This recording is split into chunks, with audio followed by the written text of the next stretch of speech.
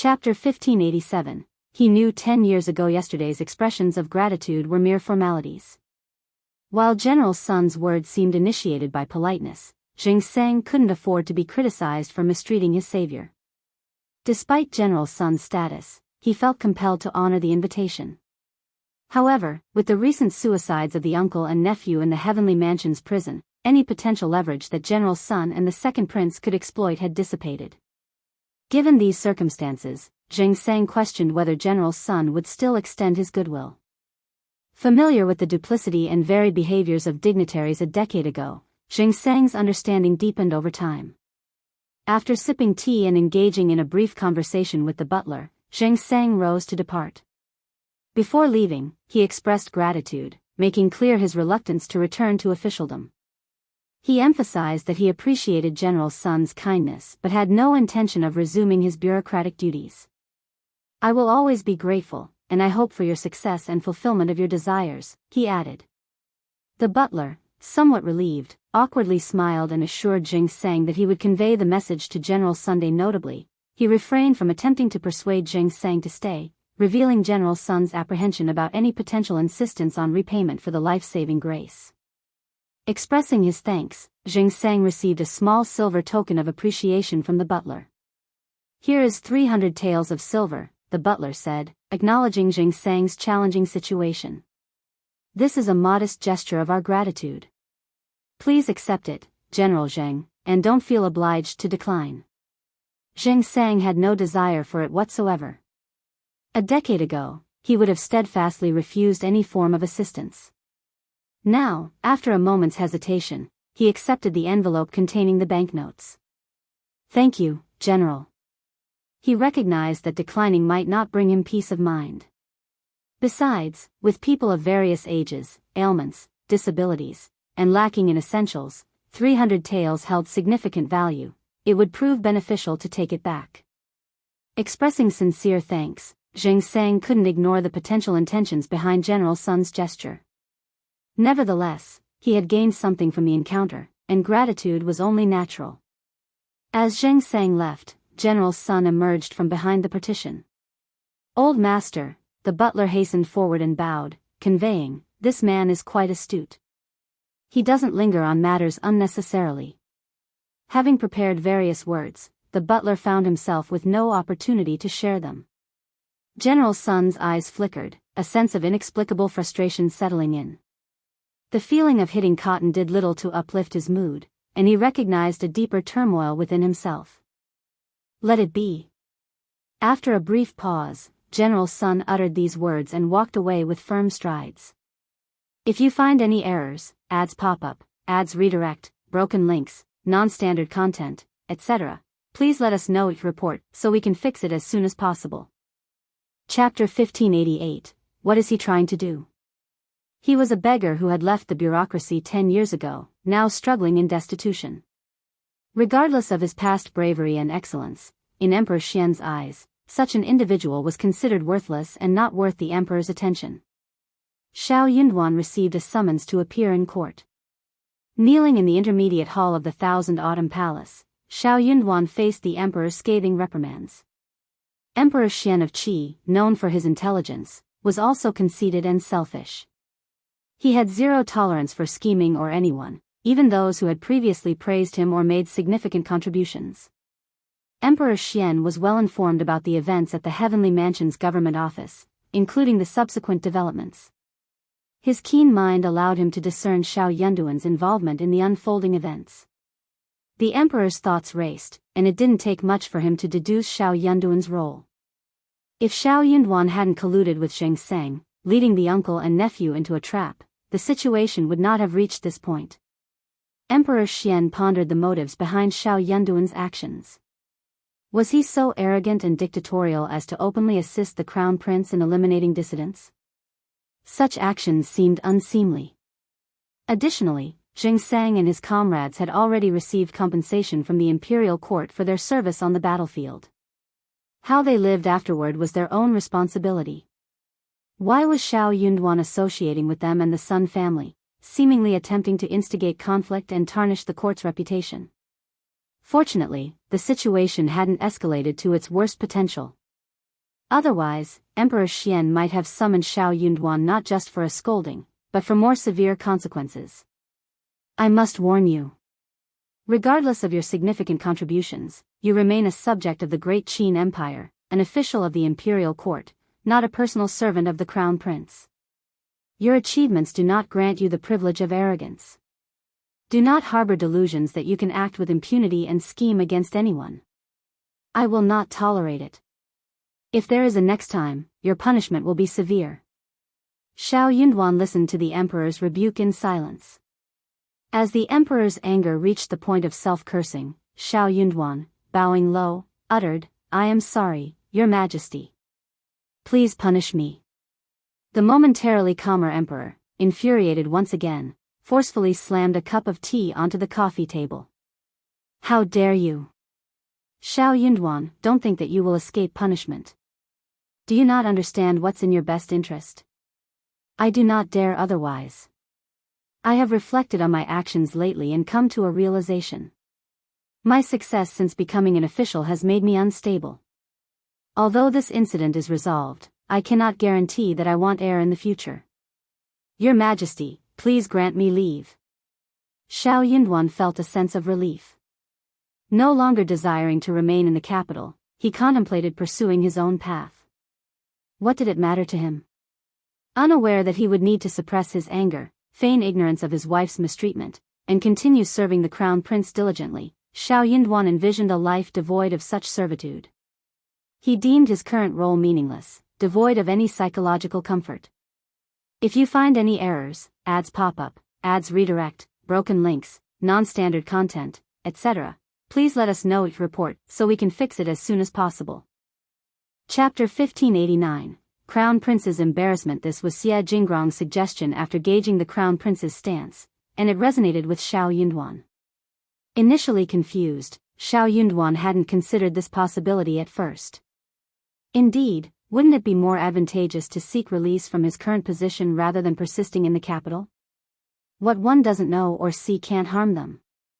The future conduct of the Crown Prince, whether good or bad, was no longer of concern to him. Having fulfilled his duties and exerted considerable effort, Shao Yunduan, now emotionally detached, had no intention of obstinately persevering. He envisioned leaving the capital far behind. Regardless of who ruled the empire in the future, he would remain a subject. While he hoped for the Crown Prince's eventual success, he no longer prioritized merit. Fortuitously, he found the right moment to voice his decision. The emperor, caught off guard, briefly froze before responding coldly, "Shao Yunduan, are you serious? Do you comprehend the gravity of your words? Your Majesty, upon reflection, I believe this is the most suitable course of action." The emperor stared at him with a sneer. "So, you do understand your place?" Shao Yunduan kowtowed once more. "Go inform the Crown Prince of your decision." The emperor wanted the Crown Prince to make the final call. Shao Yunduan's heart sank, but he dared not utter further protest. "Yes, I will." Without delay, Shao Yunduan proceeded to the East Palace. Upon hearing that Shao Yunduan sought an audience, the Crown Prince's initial reaction was to devise an excuse to decline. For some inexplicable reason, the Crown Prince felt a slight reluctance to meet Shao Yunduan alone. The awkwardness hung in the air, leaving him uncertain about what to say. After a moment's contemplation, he instructed someone to bring Shao Yunduan in. It wouldn't be prudent to avoid the meeting. What if Shao Yunduan was overanalyzing the situation? That was something the Crown Prince wanted to avoid. The Crown Prince, known for prioritizing others, usually chose to sacrifice himself in conflicts. However, this magnanimity often went unappreciated, making it slightly inappropriate in certain situations. As they exchanged greetings, the initial awkwardness in the Crown Prince's heart began to fade. Observing Shao Yunduan, the Crown Prince had much to express. Ultimately, he sighed and said, "Officer Shao, you didn't have to confront Fourth Brother like that yesterday. Fourth Brother has always been hot-tempered. If he bears a grudge because of this, wouldn't he? Thank you for your concern, Crown Prince." Shao Yunduan calmly cupped his hands. "Actually, it doesn't matter. After all, I am afraid that the fourth prince doesn't have any good feelings towards me. Shao Yunduan acknowledged, but inwardly, he marveled at the crown prince's apparent belief that the uncle and nephew had genuinely taken their own lives. Was the crown prince truly so uncomplicated? The revelation left Shao Yunduan astounded. If you find any errors, ads pop up, ads redirect, broken links, non-standard content, etc., please let us know each report so we can fix it as soon as possible. Chapter 1590, requesting to be sent away after a prolonged silence, Shao Yunduan seized the opportunity to reveal the purpose of his visit. The crown prince, taken aback, fixed his gaze on Shao Yunduan and gradually regained his composure. No. I cannot agree. Officer Shao, why entertain such thoughts? It is in your best interest to remain in the capital. Others pursue such endeavors to amass experience, but you are exempt from this necessity. The crown prince displayed a mix of anxiety and anger. Undeterred, Shao Yunduan maintained his resolve. Bowing respectfully, he asserted, Crown Prince, I fear that if I linger in the capital, the fourth prince may stir up trouble, and other princes might exploit the situation. What if it implicates your highness? I have contemplated this, and I believe a temporary departure from the capital to lie low would be prudent. Wouldn't it be beneficial for everyone to alleviate tensions? The crown prince's expression darkened as he listened to Shao Yunduan. Officer Shao, are you still unable to let go of the past? Are you blaming me? Shao Yunduan paused briefly before responding, Crown Prince, you are reading too much into it. I harbor no such sentiments. Did he really need to pose such a question? Let go? How could he let go? What would happen to his wife if luck hadn't favored her, and she encountered Xie Jingrong and his accomplices? Her survival was due to her own abilities and fortune, but that couldn't serve as an excuse to absolve the fourth prince of any wrongdoing. The crown prince attempted to console him, stating, regardless, Madame Shao returned unharmed. She suffered no harm. How could he say that? As a loyal minister, he had to heed the crown prince, but his heart remained frigid. Although Shao Yunduan's denial sounded genuine, the crown prince sighed with a bitter smile. I understand that you still harbor resentment, Officer Shao. But who in this world can act without restraint? There are limits to what one can accomplish. Even as the crown prince, I am bound by constraints. Could the fourth prince manipulate the crown prince's hand with a simple trick, rendering him immobile? Shao Yunduan, maintaining his composure, respectfully responded, Crown Prince, your wisdom is evident, and I acknowledge it. Despite that, do you still insist on leaving? Inquired the crown prince. Shao Yunduan cast his gaze downward and nodded. Yes, I can gather intelligence for the crown prince and avoid conflicts with the fourth prince. Would that not be a win-win situation? I may not harbor resentment from the past, but convincing the fourth prince might be challenging. If he perceives lingering animosity and seizes an opportunity to strike, what recourse do I have? Would I not be burdening the crown prince? That is why I believe it's in everyone's best interest for me to depart from the capital. Crown Prince, please grant me this request. Shao Yunduan knelt down, clasping his hands. The Emperor summoned me to the court today to reprimand me for the incident at the Intermediate Office of Heavenly Mansion yesterday. I have requested the release of the decree, and the Emperor instructed me to inform you. The Crown Prince's heart sank as he looked at Shao Yunduan, the previously gentle expression now marred. A feeling of disappointment and panic overwhelmed him. He couldn't shake the sense that the bond between him and Shao Yunduan was irreparably damaged. He resented Shao Yunduan for magnifying a minor issue and expected more from someone he held in high regard. If you find any errors, ads pop up, ads redirect, broken links, non-standard content, etc., please let us know each report so we can fix it as soon as possible. Chapter 1591, Why Are You So Unreasonable? Yet, he remained unyielding.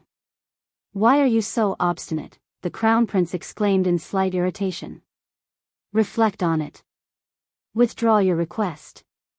Shao Yunduan chose not to engage in argument but rose from his seat and departed. The Crown Prince, seated on the couch, released a prolonged sigh. Frustrated, he sought solace at the princess consort's residence. Welcoming him with enthusiasm, the princess consort served tea with great hospitality. Observing the crown prince's disinterested demeanor, princess consort grew concerned and inquired, "Crown prince, what has happened? Is something troubling you?" The crown prince seldom discussed political matters with the princess consort, who, in turn, refrained from probing into such affairs. However, Shao Yunduan's situation transcended mere politics. The crown prince sighed. "Officer Shao requested release today. I cannot fathom why he would entertain such a notion." "Oh," princess consort was taken aback and exclaimed, "Crown prince did not acquiesce, did he? They could not allow him to leave. He dared to venture where others hesitated, excelling in tasks beyond the capability of others. His contributions were manifold, including pleasant surprises. That year, the imperial plantation yielded a bountiful potato harvest, eliciting joy from the Ministry of Revenue. The emperor, pleased, commended the crown prince, declaring him a boon to the empire. He asserted that in times of famine, these potatoes could potentially save countless lives. Such merit was priceless and irreplaceable. And Shao Yunduan had orchestrated all of this for the crown prince. Despite her disapproval of Qiao Xian and the belief that Shao Yunduan was overly lenient toward him, the princess consort still wished for Shao Yunduan to remain by the crown prince's side and offer his assistance. The crown prince, inherently kind-hearted, faced limitations with aides and confidants constrained by their reputations. In contrast, Shao Yunduan, a fearless youth, operated without as many worries and constraints. What hindered others did not impede him. The crown prince needed such a fearless ally. Shaking his head with a bitter smile, the crown prince remarked, "I urged him to reconsider, but Officer Shao remains resolute. He won't change his mind."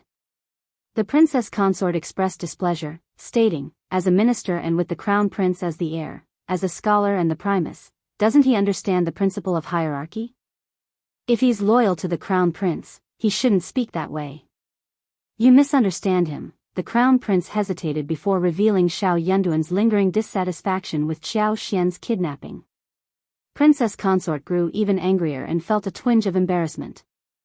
The fourth princess consort had approached her, apologizing and explaining that the fourth prince had saved her grandson's life at the cost of almost losing his own. While proud of her grandson's luck, princess consort found the fourth princess consort's request reasonable and couldn't refuse. She agreed immediately and sought to persuade the crown prince.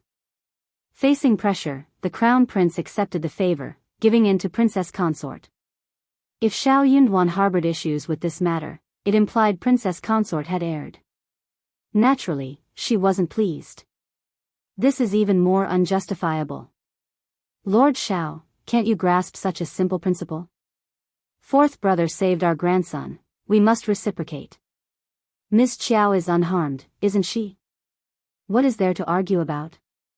Is Lord Shao willing to harm us all? That's too much. If you find any errors, ads pop up, ads redirect, broken links, non-standard content, etc., please let us know it report so we can fix it as soon as possible." Chapter 1592, Ms. Qiao must have instigated it. If I may speculate, Lord Shao wouldn't act so thoughtlessly towards the crown prince. Perhaps it's Ms. Qiao who is influencing him. Maybe Ms. Qiao is behind the request for release. It's difficult to say, that could be the case. The more the princess consort contemplated, the more she believed she was correct, and the more she grew disdainful of Qiao Xian. She sighed, unable to suppress her disappointment. Born into a humble family with no proper upbringing. What a pity for Lord Shao, her words raised doubt in the crown prince. He fell into contemplative silence. Princess consort sneered. "I've been saying that Miss Qiao will run into trouble sooner or later, and I am right. A virtuous wife should steer clear of such complications." Crown prince dismissed it with a wave. "That's their family affair. Let's not dwell on it." Princess consort felt a twinge of frustration. A family affair?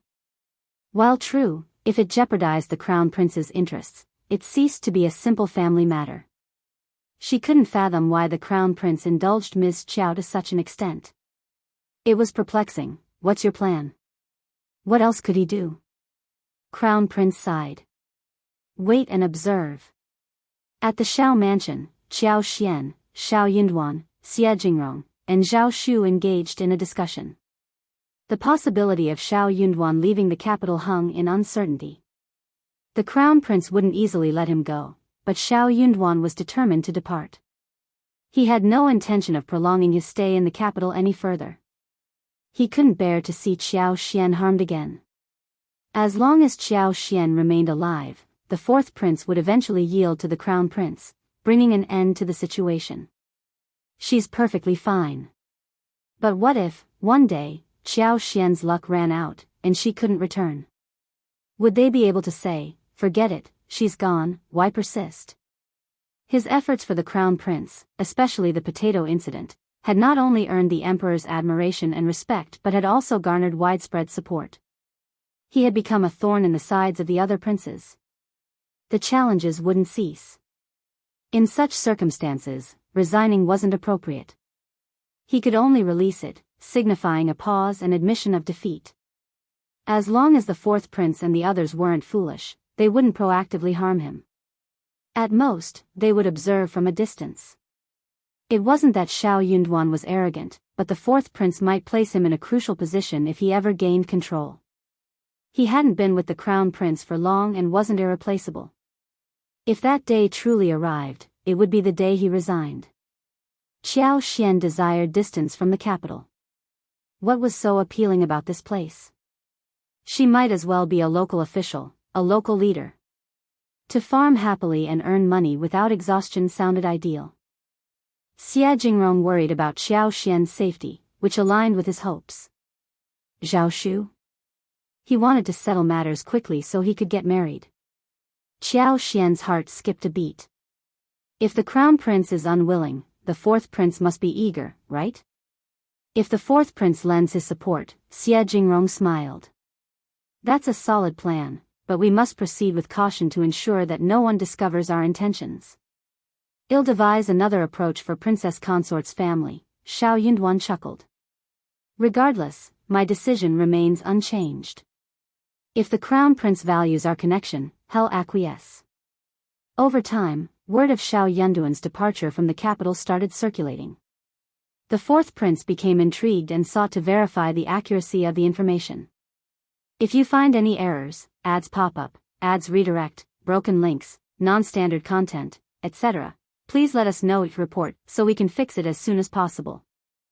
Chapter 1593, Tit for Tat. The crown prince seethed with anger, adamant about rejecting anyone associated with the East Palace. However, Shao Yunduan's demeanor remained ambiguous and perplexing. Contrary to appearances, Shao Yunduan's stance was crystal clear. The fourth prince, growing increasingly convinced, desired to expedite Shao Yunduan's departure from the capital. This individual's presence in the capital's intermediate had brought about too many complications. The farther he went, the better. Initially skeptical of Princess Consort's words, the crown prince now found himself infuriated and placed blame on Qiao Xian. Summoned to the East Palace, Qiao Xian received a severe reprimand from Princess Consort. The intention was to urge her to adopt a generous and virtuous attitude, to not harbor selfish resentments. What more could she gain by ruining her husband's career? In the face of accusations, Qiao Xian grew indignant. I fail to comprehend your meaning, and I don't understand why you're telling me this. Princess Consort's anger escalated, and she sneered. You claim not to understand? You've always been audacious and intelligent, what's there not to understand? Princess Consort, you flatter me, am unworthy of such praise, Qiao Xian replied with a slight bow, maintaining composure. I am not impolite, I am not virtuous, and I am not selfish. Princess Consort, where did you come across these words? You. Princess Consort, is my husband worthless and foolish? Having seemingly discovered a vulnerability in Qiao Xian's demeanor, Princess Consort snapped, Miss Qiao, how can you speak ill of your own husband? You're not a good wife. Princess Consort, do you not grasp? I am inquiring about your opinion, not endorsing any particular view. So, do you also believe that my husband is not that kind of person? In that case, my husband should be the one to judge whether I am virtuous, magnanimous, or selfish, correct? My husband has always treated me kindly and has never accused me of being a bad person. I am genuinely perplexed. Where did these accusations originate, Princess Consort? Has someone maligned me in your presence? I will not accept being falsely accused. Princess Consort, kindly clarify and vindicate my reputation. Princess Consort, incensed, retorted, Miss Qiao, are you attempting to force me? How dare you? Do you comprehend the hierarchy? I'm simply seeking an explanation. Otherwise, I won't endure this tarnished reputation while remaining in the capital. Princess Consort, irritated by the mention of staying in the capital, snapped at Zhao. How dare you resort to such threats? Fine, I won't beat around the bush, I'll explain. You were abducted, Princess Consort, Xiao Xian interjected, expressing confusion. What are you talking about? I am becoming increasingly baffled. Princess Consort was caught off guard. Xiao Xian's kidnapping hadn't been made public. Shao Yunduan had informed the Crown Prince privately, with the Crown Prince opting to keep it under wraps. Upon Xiao Xian's pushback, the Crown Prince instructed Princess Consort not to openly discuss the matter. However, she cared little for the directive. In fact, she relished the idea of seeking revenge and eagerly anticipated the widespread dissemination of this information. If you find any errors, ads pop up, ads redirect, broken links, non-standard content, etc., please let us know each report so we can fix it as soon as possible. Chapter 1594. Chapter 1595. She cared little about the potential spread of rumors and the trouble it might bring to Xiao Xian. Princess Consort spoke coldly, you understand perfectly well what I'm referring to. There are no outsiders here, they are all my confidants. There's no need for you to feign ignorance. You were taken, who abducted me? Princess Consort, enlighten me with the whole story. When did this supposed kidnapping occur? Once again, Princess Consort choked, her face fluctuating between red and white. This time, she found herself speechless. Could she admit that the fourth prince was behind the abduction? She didn't dare, lacking any evidence. If news spread through her servants, the fourth prince would likely retaliate first. Feeling the weight of Xiao Xian's challenge, Princess Consort grew increasingly embarrassed and frustrated. You know what happened. I'm genuinely unsure, so Princess Consort, please enlighten me. You. Princess Consort panted, glaring at Xiao Xian. Her chest rose and fell rapidly, she was evidently seething with anger. I have underestimated you, she gritted her teeth, raising her eyes and speaking in a deep tone. Ms. Qiao, you are even more uncouth than I thought. I've never encountered such a shrew in the marketplace. It has broadened my horizons. The palace maids and attendants lowered their heads, their bodies tense. Holding their breath, they dared not make a sound. Auntie Fu, absent due to illness, was missed by everyone. In this charged atmosphere, no one dared to speak, and only Auntie Fu would have the courage to do so. Certainly, no one anticipated that Madame Shao would dare provoke Princess Consort to such an extent. Princess Consort, known for her demure and gentle demeanor, had never been witnessed losing her temper or speaking impolitely. Concern and worry spread among those present. Xiao Xian, unfazed, felt nothing. While the harsh words from Princess Consort might have caused other noble ladies to faint from embarrassment, Xiao Xian seemed prepared to engage in another 300 rounds of verbal sparring. With a blink, she regarded Princess Consort with confusion. Princess Consort, since you've never witnessed me behaving like a shrew in the market, how can you claim that I am?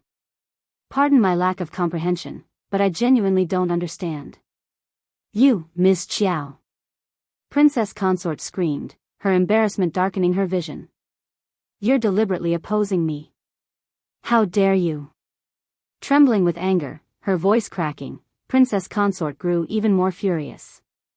While Xiao Xian seemed unconvinced, she chose not to say anything further. Princess Consort's anger escalated.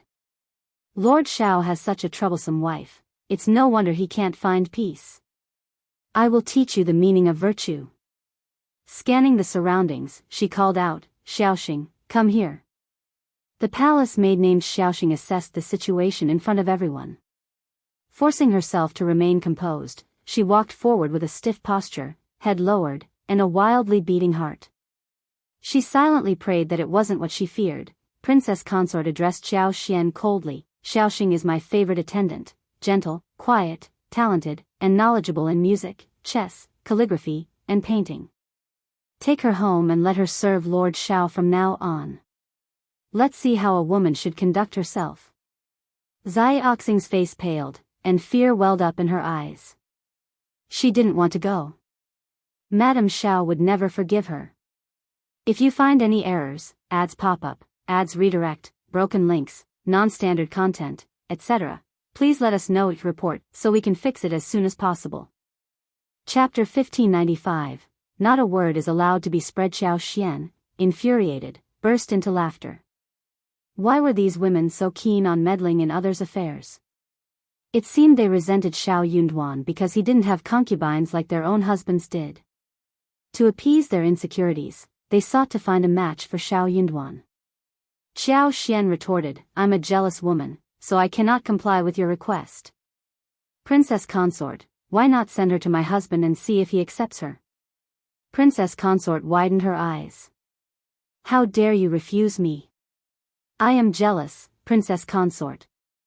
Xiaoxing's legs turned to jelly. Plop.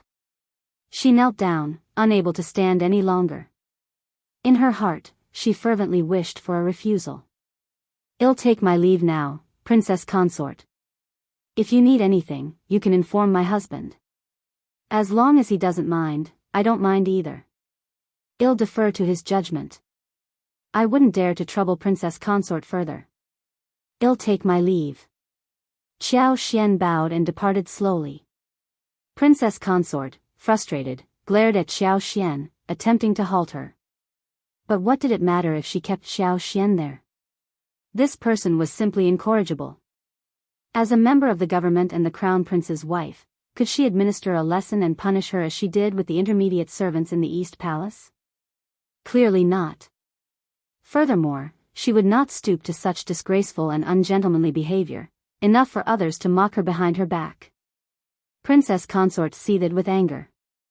She trembled with fury, her breath erratic. What an audacious Miss Qiao. She was excessively arrogant. Where did she find the audacity to behave this way?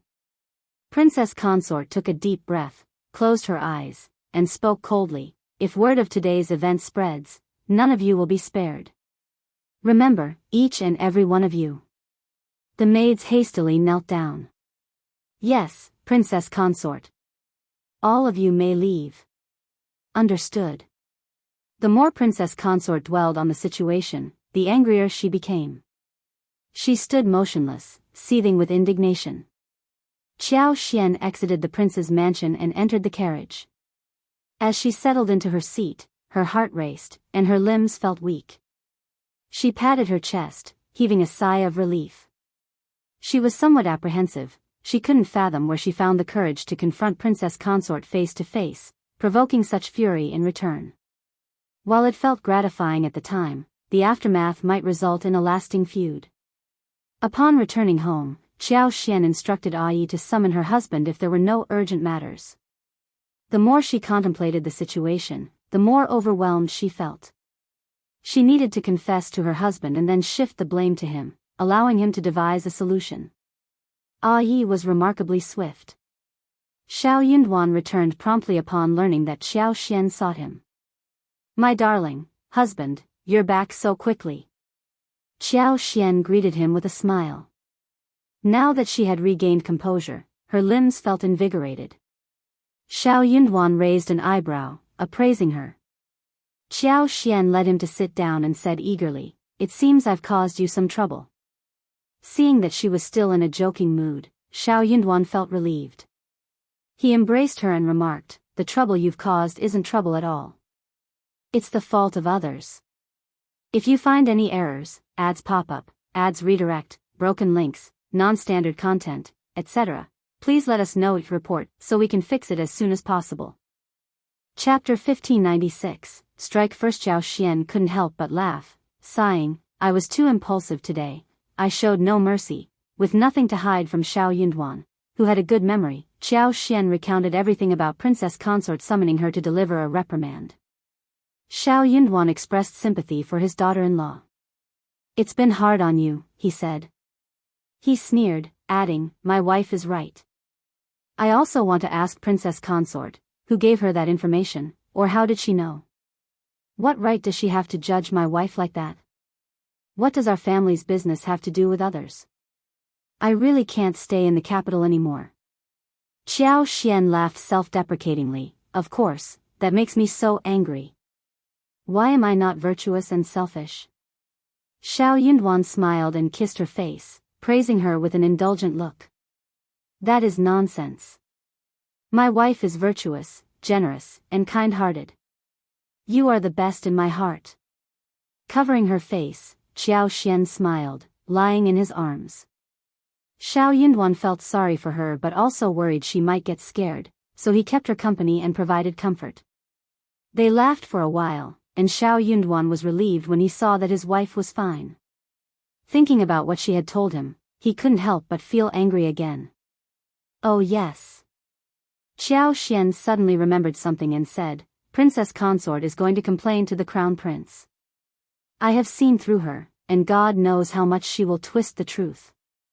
It will be bad if the Crown Prince believes what she says and causes some misunderstanding. Why don't you go to the Crown Prince?" At the very least, he had to make the first move. That was why Qiao Xian asked someone to bring Shao Yunduan home. It was true that they were planning to leave the capital, and it was also true that they were disappointed in the Crown Prince. However, it did not mean that they were going to fall out with each other. "Everything I said is the truth. Of course, I believe you. You are not that kind of person." Shao Yunduan smiled and squeezed Qiao Xian's hands. "Don't worry, Princess Consort will not expose us." Qiao Xian was startled. "Why?" He explained, "I don't believe she will. Think about it, Princess Consort has always been a dignified and virtuous woman who values her reputation. She will undoubtedly be angry with you, but complaining to the Crown Prince would make her seem useless and shameless. So, she won't do it. Not only will she refrain from complaining, but she will also instruct the servants around her to remain silent." Qiao Xian was left speechless. "Oh, I understand a little now. Aren't they tired of living like this?" Sigh. Shao Yunduan laughed. "That is their own choice, don't learn from them. I hope that no matter what happens, you will confide in me." Qiao Xian chuckled. "Don't worry, I am very good at that." They exchanged smiles. Shao Yunduan said, "Just pretend that you have never told me about this." "Okay." Qiao Xian pondered for a moment and said, "I am scared and regretful about such a disgraceful thing. Of course, I don't dare to say it, and I wish it had never happened." Shao Yunduan stifled a laugh and nodded seriously. "Exactly. If you find any errors, ads pop up, ads redirect, broken links, non-standard content, etc., please let us know it report so we can fix it as soon as possible." Chapter 1597, Complaint. Shao Yunduan gently caressed her face and spoke with sympathy. "My poor wife, you must be frightened and filled with regret. You must be going through a terrible time." Qiao Xian couldn't help but chuckle within the warmth of his embrace. As anticipated, the Princess Consort refrained from airing her grievances to the Crown Prince. Despite her anger, she composed herself, presenting a dignified and virtuous facade when she encountered the Princess Consort again. Though she refrained from vocal complaints, hints of her discontent still slipped through. "I attempted to console her, hoping that Ms. Qiao would influence Lord Shao upon returning home. Lord Shao values her opinion, but Ms. Qiao appears reluctant and uncooperative. I'm concerned that I'm at a loss. I can't decipher her thoughts. I've asked her numerous questions, but she seems unwilling to share anything. Crown Prince, Ms. Qiao seems to harbor animosity towards me and the East Palace. But Lord Shao places his trust in her. With her by his side, I fear," the Crown Prince frowned, grappling with conflicting thoughts. If not for Qiao Xian's covert financial assistance, he would have sought Princess Consort's aid to exert pressure on Qiao Xian. In the end, it's not ideal for Lord Shao to be without allies. If you were to inquire, Lord Shao might not refuse. All right, no need to concern yourself with that, the Crown Prince interjected, cutting off Princess Consort. Hadn't he mentioned it jokingly? Fortunately, he only voiced it half seriously. Even if refused, it wouldn't be overly awkward. Once was sufficient. Haste the plan, tomorrow, send some pastries to the Shao mansion and deliver them to Miss Qiao. Have someone engage her in conversation, persuade her. She might not voice her concerns in your presence, but it could be more effective coming from the servants and maids. Princess Consort seethed with annoyance. She was tempted to flatly reject him. Today, Miss Qiao exhibited no mercy and left in a haughty manner. Yet, in the end, Princess Consort dispatched someone to deliver pastries to Miss Qiao the next day as a gesture of consolation and an attempt to coax her into a civil conversation. Miss Qiao would likely revel in the notion that she was receiving an apology. The situation was undeniably exasperating. Even the Empress, noble consort, and troublesome sisters-in-law in the palace had never subjected her to such humiliation. But compelled by the Crown Prince's statement, she found no grounds to refuse. Yes, Crown Prince, I understand. Through gritted teeth and considerable frustration, Princess Consort managed to force these words out in a tone that resonated across the entire area. While Qiao Xian had initially intended to visit Lu Fu, Qing Lian, and Xiao Qiao the next day, Princess Consort had preemptively sent someone. Upon their arrival, Auntie Liang and the two maids were welcomed, expressing gratitude for the 2 boxes of snacks. Qiao Xian couldn't decipher Princess Consort's intentions. One thing remained certain, her husband's intuition was correct. Princess Consort refrained from escalating the situation. Had she intended to do so, today's envoy would not have delivered snacks but demanded an apology. Expecting Auntie Liang to depart after offering snacks, Qiao Xian was surprised when she revealed that Princess Consort desired a private conversation.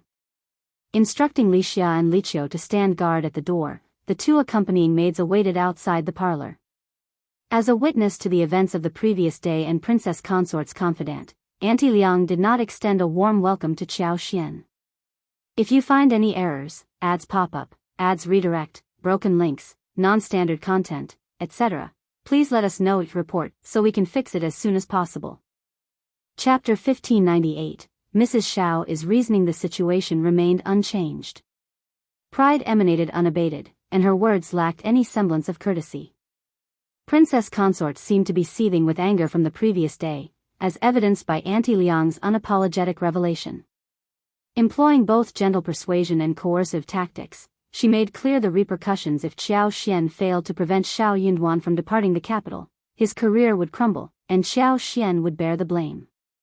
Auntie Liang spared no criticism, accusing Qiao Xian of pettiness, selfishness, and callousness. Despite being unscathed, she insisted on feigning distress, jeopardizing her husband's future. In Auntie Liang's eyes, she was nothing more than a foolish and unruly woman. Infuriated by these words, Qiao Xian scoffed, retorting, "My well-being is a result of my own capabilities, not someone else's mercy. Why shouldn't I prioritize myself? While my life may not hold the same value as Princess Consort's own grandson, I still value it." Auntie Liang's response was icy. "You should refrain from discussing such matters in front of your superiors. Madame Shao has resided in the capital long enough to grasp this basic principle." Despite her shorter tenure in the capital, Qiao Xian shot back, "I've heard of the principle that a prince and a commoner face equal consequences. Have you not? Your emphasis on seniority doesn't grant the authority to take another's life. Dare you assert that publicly, Auntie Liang? Why bother with the Ministry of Justice, Great Justice Temple, and the Heavenly Mansion? If superiority is the only measure, disputes could be resolved by determining who is more eminent." Auntie Liang erupted, "Madame Shao, you are being unreasonable." Dismissing her with disdain, Qiao Xian retorted, "I stand on the right side of reason. What about you? Besides hounding me, what else do you comprehend?" Auntie Liang trembled in response. Qiao Xian exuded an air of arrogance. She raised the corner of her eyes, narrowing them at Auntie Liang. "Auntie Liang, do you have anything else to say?" If not, please leave. No. Even if I did, explaining it to Madame Shao would be futile. Auntie Liang sneered, locking eyes with Qiao Xian. I will report everything you said to Princess Consort. Qiao Xian nodded, unwavering. Then, Auntie Liang, you must keep your promise. Auntie Liang found herself at a loss for words. Too arrogant. Unbearably arrogant. How could she? Qiao Xian remained composed. Avoid exaggeration, stick to the truth. Any deviation is on your conscience. Unable to endure any longer, Auntie Liang snorted heavily and left, wearing a furious expression. Qiao Xian paid her no mind. Once Auntie Liang departed, she gathered Li Xia, Li Qiao, Mianmian, and Yi and set off for Zheng Sang's residence in the north of the city. Having received the address from Zheng Sang and the others, locating their destination wasn't challenging. However, as the road grew dirtier, bumpier, and more disorderly, and the surroundings turned increasingly dilapidated, Qiao Xian was taken aback. She hadn't anticipated such squalor beneath the emperor's jurisdiction. This served as a stark reminder that the past and present shared similarities. Regardless of a city's development and prosperity, impoverished individuals persisted in the lower classes, and the areas where they congregated often went overlooked. Not only was the locale unkempt and chaotic, but the roads were also in terrible condition, resembling a maze. Ramshackle, short shanties dotted the landscape, highlighting the stark disparity within the city. If you find any errors, ads pop up, ads redirect, broken links, non-standard content, etc., please let us know each report so we can fix it as soon as possible. Chapter 1599. Visit. Perhaps due to the rarity of carriages traversing this area, the deeper they ventured, the more curious onlookers gathered. Many children trailed behind them, their laughter and screams filling the air. After navigating through a labyrinthine small alley, Yi guided the carriage past two sizable puddles, ultimately halting in front of a large, run-down courtyard. Two robust locust trees stood outside the courtyard, their trunks resembling a tight embrace. The red bricks, half the height of a person, formed a dilapidated wall. Moss clung to the base, and the outer surface exhibited mottled patterns, revealing a grayish-white decay. Wind and rain had eroded the original courtyard doors, now reduced to shambles. Though patched up, the wooden boards looked even more weathered, emphasizing the overall dilapidation. Approaching, Li Xia gently knocked on the door. It creaked open slightly. Surprised, she called inside, "Is anyone here? Does Mr. Zheng Sang reside in this place?" A stir echoed within the yard. Soon, an elderly woman cautiously opened the door, scrutinizing Li Xia with cloudy eyes. She inquired, "Miss, who are you?" Several children, both boys and girls, clustered behind the old lady. Clad in worn, patched clothing, they appeared small and frail.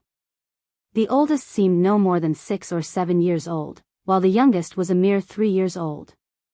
Timid yet curious gazes met Lixia's.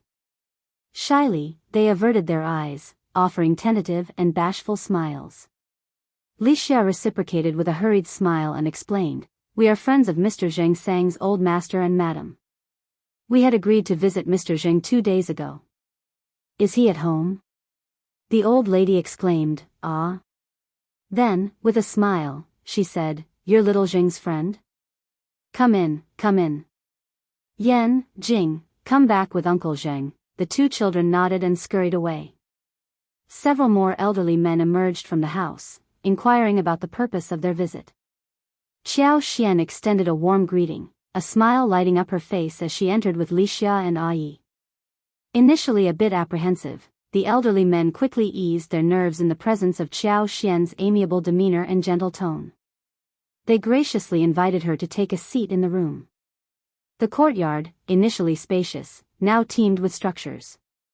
Besides the mud houses, there were wooden buildings with thatched roofs, exhibiting signs of age and decay. Despite the limited space, the small area accommodated various crops like garlic sprouts, green onions, and coriander. Understandably, with over 70 people residing here, the crowded conditions necessitated such construction. "We don't have much here, and the place is a bit messy." Madame Shao, please forgive us, one of the elders apologized. It's absolutely fine, don't worry. You're very welcome. Qiao Xian reassured them. Having anticipated the sizable group, Qiao Xian had brought ample food supplies. The 3 baskets unloaded from the wagon were brimming with pork, mutton, eggs, carrots, cabbages, winter melons, tofu, dried beans, dried mushrooms, various snacks, fresh apples, pears, dates, and more. Additionally, 10 live chickens and 30 caddies of rice and noodles rounded out the provisions. Expressing profound gratitude, the elders conveyed their thanks, while the children's eyes sparkled with desire as they gazed at the array of offerings. Qiao Xian, maintaining her warm demeanor, instructed Mianmian to open a packet of peanuts and sesame candy for everyone to enjoy. If you find any errors, ads pop up, ads redirect, broken links, non-standard content, etc., please let us know report so we can fix it as soon as possible. Chapter 1600, Proposal. The children hesitated, glancing at the elders for approval. Amused, the elders encouraged them, go on, take it. Thank Madame Shao. Only then did the children break into cheers, expressing their gratitude softly. Zheng Sang and his brothers, who happened to be at a warehouse a few streets away transporting goods, quickly delegated their tasks to rush back upon hearing the news. Despite a prompt return, it took more than half an hour for them to reach their residence. Madame Shao. Zheng Sang, having washed up and changed his clothes, entered the hall with an apologetic expression. I'm sorry. I had no idea you were coming today. Qiao Xian reassured him with a smile, I understand that you're busy. Waiting a bit longer is no trouble at all. Brother Zheng, you're very welcome. Zheng Sang smiled and proceeded to introduce Qiao Xian to the elders. Aware that Qiao Xian was the same Ms. Qiao who had assisted their children a few days ago, the elders expressed their gratitude with smiles. After a brief exchange of pleasantries, it became evident that Zheng Sang had matters to discuss with Qiao Xian, prompting everyone else to take their leave. Madame Shao, thank you so much. Assuming Qiao Xian and Shao Yunduan's visit was merely a formality, Zheng Sang was pleasantly surprised by Qiao Xian's presence and the generous offering she brought. Qiao Xian smiled, surveying the room, and addressed Zheng Sang straightforwardly, I can see that you're a straightforward man, so I won't beat around the bush. It must be challenging for you to lead such a large family. Zheng Sang wore a bitter smile. Among the group were the disabled, the sick, the elderly, the young, the frail, the women, and the children, all already burdened with hardships. With no family background to support them, their sorrow was palpable. Since our paths have crossed, I have an offer for you. Would you be open to considering it? Had it been General's son or the Crown Prince, Zheng Sang would have promptly declined. However, contemplating Qiao Xian's proposal, he hesitated before responding, please, go on. Having witnessed Qiao Xian's compassion and equality in their treatment, particularly towards the rescued children, Zheng Sang sensed a genuine sincerity. Qiao Xian smiled, elaborating, we own a farm in Cloud Water Town with over 200 mu, and I am planning to acquire several hundred more mu. The land requires cultivation and care. If Brother Zheng is willing, why not join us? For us, matters of public and private concern are private. We'll provide you with housing, accommodation, farming tools, employ you for cultivation under a contract, and ensure monthly remuneration. Additionally, we'll allocate 3 mu of land for your personal kitchen garden. You can grow a variety of vegetables for personal consumption. If there are leftovers, you can even raise chickens and ducks. What do you think? If you're interested, we can discuss the details later. Zheng Sang chuckled, surprised that Madame Shao, as an official's wife, possessed such practicality and knowledge of raising chickens and ducks. Nevertheless, he couldn't deny the appeal of the offer.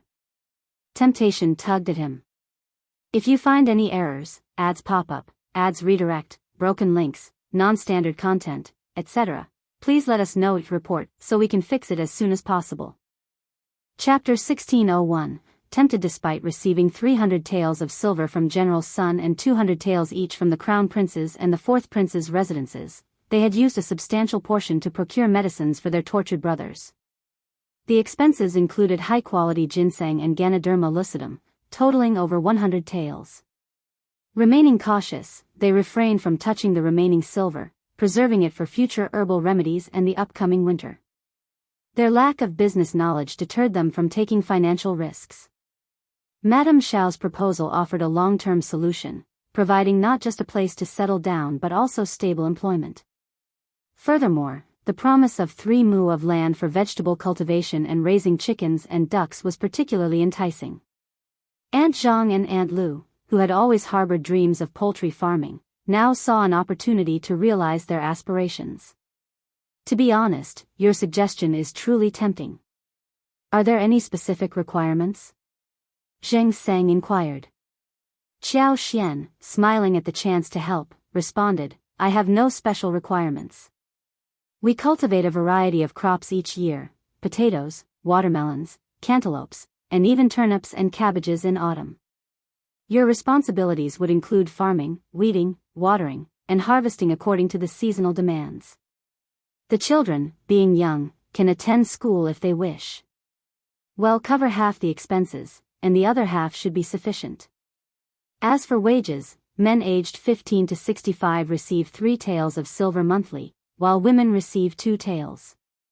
For those between 12 and 15, the monthly wage is 2 taels. Those below 12 are not included. In addition, on the 15th of August every year, and during the spring festival, we distribute rewards. Everyone receives a minimum of 2 taels of silver, along with provisions such as rice, flour, oil, cloth, and more. Every year, 2 sets of clothing, shoes, and socks for both spring and winter are also provided. This arrangement applies to everyone aged 12 to 65. Qiao Xian, however, did not extend these benefits to younger children and senile old men. It wasn't a matter of affordability, but rather an understanding that excessive generosity might not evoke gratitude but instead breed greed. It would also foster dissatisfaction among those who put in the effort to earn their wages.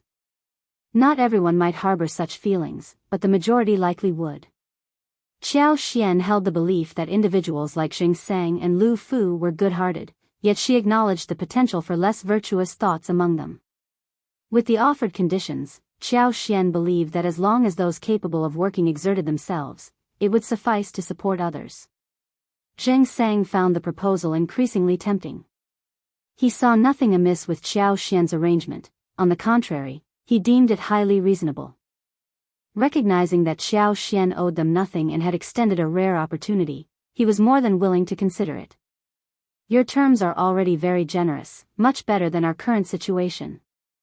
Zheng Sang expressed gratitude with a smile and a sigh. I thank you, sister-in-law. I'll discuss it with everyone tonight. Is Brother Yunduan at home tomorrow? I plan to visit him, or if the postnatal is fine too. Qiao Xian, pleased with Zheng Sang's positive response, felt reassured. If he found the proposal favorable, the others would likely share the sentiment. It was genuinely a beneficial offer. All right, I'll eagerly await the good news from you, Brother Zheng. Why don't we meet tomorrow? In fact, our manor was initially looking to hire workers. It's not a special arrangement for you, Brother Zheng. Please don't overthink it, Qiao Xian suggested with a warm smile. If you find any errors, ads pop up, ads redirect, broken links, non-standard content, etc., please let us know each report so we can fix it as soon as possible. Chapter 1602, Promise. Zheng Sang expressed his gratitude with a grateful smile and a nod. Regardless, I must thank you, sister-in-law. As Qiao Xian took her leave, several elderly individuals and children gathered around her. Zheng Sang, wearing a smile, remarked, This is a positive development. Let's discuss it further tonight. For now, he chose to keep his words concise. Verbal explanations could be easily misconstrued, and it would prove challenging to clarify later on. It seemed prudent to wait until everyone had spoken their minds. Being trusted by everyone, Zheng Sang's affirmation carried weight. The anticipation among the group was palpable, especially among those like Wu Guan, Lu Changming, Lu Fu, and Qing Lian who had faith in Qiao Xian and Shao Yunduan. The positive impression of Qiao Xian further solidified as the elders and children interacted with her. In the evening, as those who had made up their minds gathered in the courtyard, the children huddled together eagerly awaiting the news. Zheng Sang conveyed the details of Qiao Xian's proposal. As expected, the atmosphere became joyous upon hearing the news. Wu Guan, Lu Changming, Lu Fu, and Qing Lian, staunch supporters of Qiao Xian and Shao Yunduan, spoke in favor. Importantly, the current living conditions, grim and oppressive, fueled the collective desire for change. While the mutual support of the community provided solace, the daily struggle left them yearning for something more. Now, presented with a potential path to hope, the temptation was undeniable. Despite the challenges, it seemed no worse than their current situation. The prospect of improvement was too enticing to ignore. Wu Guan and the others, familiar with Shao Yunduan and Qiao Xian, grew anxious, fearing that someone might miss the opportunity to visit the Shao mansion. They urged Zheng Sang to make the visit the following morning. Brother Yunduan and sister-in-law won't deceive us. There's no need for that. They are being kind. We just have to work hard and not let them down. That's right. This is a rare opportunity.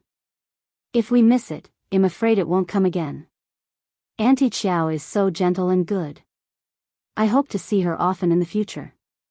Brother Zheng, you must agree. This is good for all of us. Zheng Sang, already enticed by the idea, observed everyone sharing the same positive opinion. He nodded with a smile, saying, in that case, I'll go over and inform them tomorrow. If we can settle it, we'll do so as soon as possible. That is great. All right. Cheers erupted, resonating like the joy of the new year.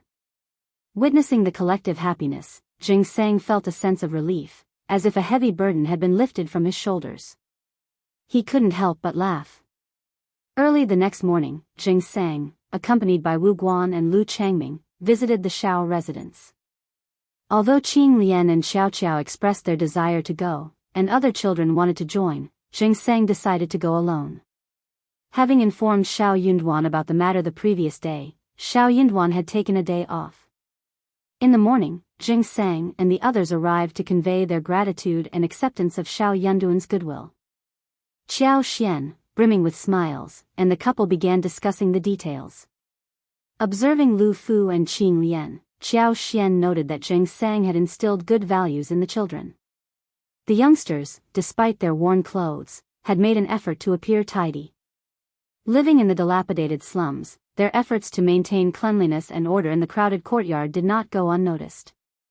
If you find any errors, ads pop up, ads redirect, broken links, non-standard content, etc., please let us know each report so we can fix it as soon as possible. Chapter 1603, Coercion. They were grappling with poverty and despair, yet they faced the world with smiles and kindness. Qiao Xian observed no signs of extreme bitterness, hatred, cynicism, cunningness, or deceit in them. These individuals carried their own stories and had reached this point due to helplessness. The innocent eyes and pure hearts of the children moved Qiao Xian deeply. While she couldn't be their savior, she could extend help to those destined for it. Rather than merely providing financial support to 70 to 80 people, Qiao Xian believed in the principle of teaching them to fish, not just giving them fish. Recognizing that the manor needed additional manpower, Qiao Xian saw an opportunity to arrange for them to work there. Trusting Zheng Sang, she considered him capable of overseeing the manor in their absence. As for Songshi, leaving with them was a natural course of action. Qiao Xian had limited personnel under her, and they were essential. During their discussions, Qiao Xian involved Songshi and Qing Yan in the decision-making process. Given the shortage of housing in the manor, Song's insights into suitable locations proved invaluable. After an entire morning of discussions and scheduling an appointment with Songshi to bring the group to the manor the next day, Zheng Sang and the others departed. Further details would be ironed out between Songshi and Zheng Sang, with those still undecided communicating their expenditures to Qiao Xian. Shao Yunduan requested that Qiao Xian refrain from going out for the next few days. Gradually, whispers of gossip circulated from the outside. Allegedly, due to Lord Shao's desire for release, Princess Consort sent Madame Shao to the prince's mansion, reprimanding her for not being virtuous enough to care for her husband. The insinuation was that Lord Shao's thoughts wouldn't have strayed if Madame Shao had been more attentive, leading to accusations of jealousy and disrespect. In summary, Madame Shao faced severe scolding from Princess Consort, leaving her trembling and pale as she exited the mansion. Upon hearing the rumors, the recovered Auntie Fu reported to Princess Consort. Startled by the news, Princess Consort's initial concern was whether some maids had leaked the information. Consequently, she summoned all the maids and interrogated them. Frightened, the maids knelt and begged for mercy, vehemently swearing not to utter a word to anyone.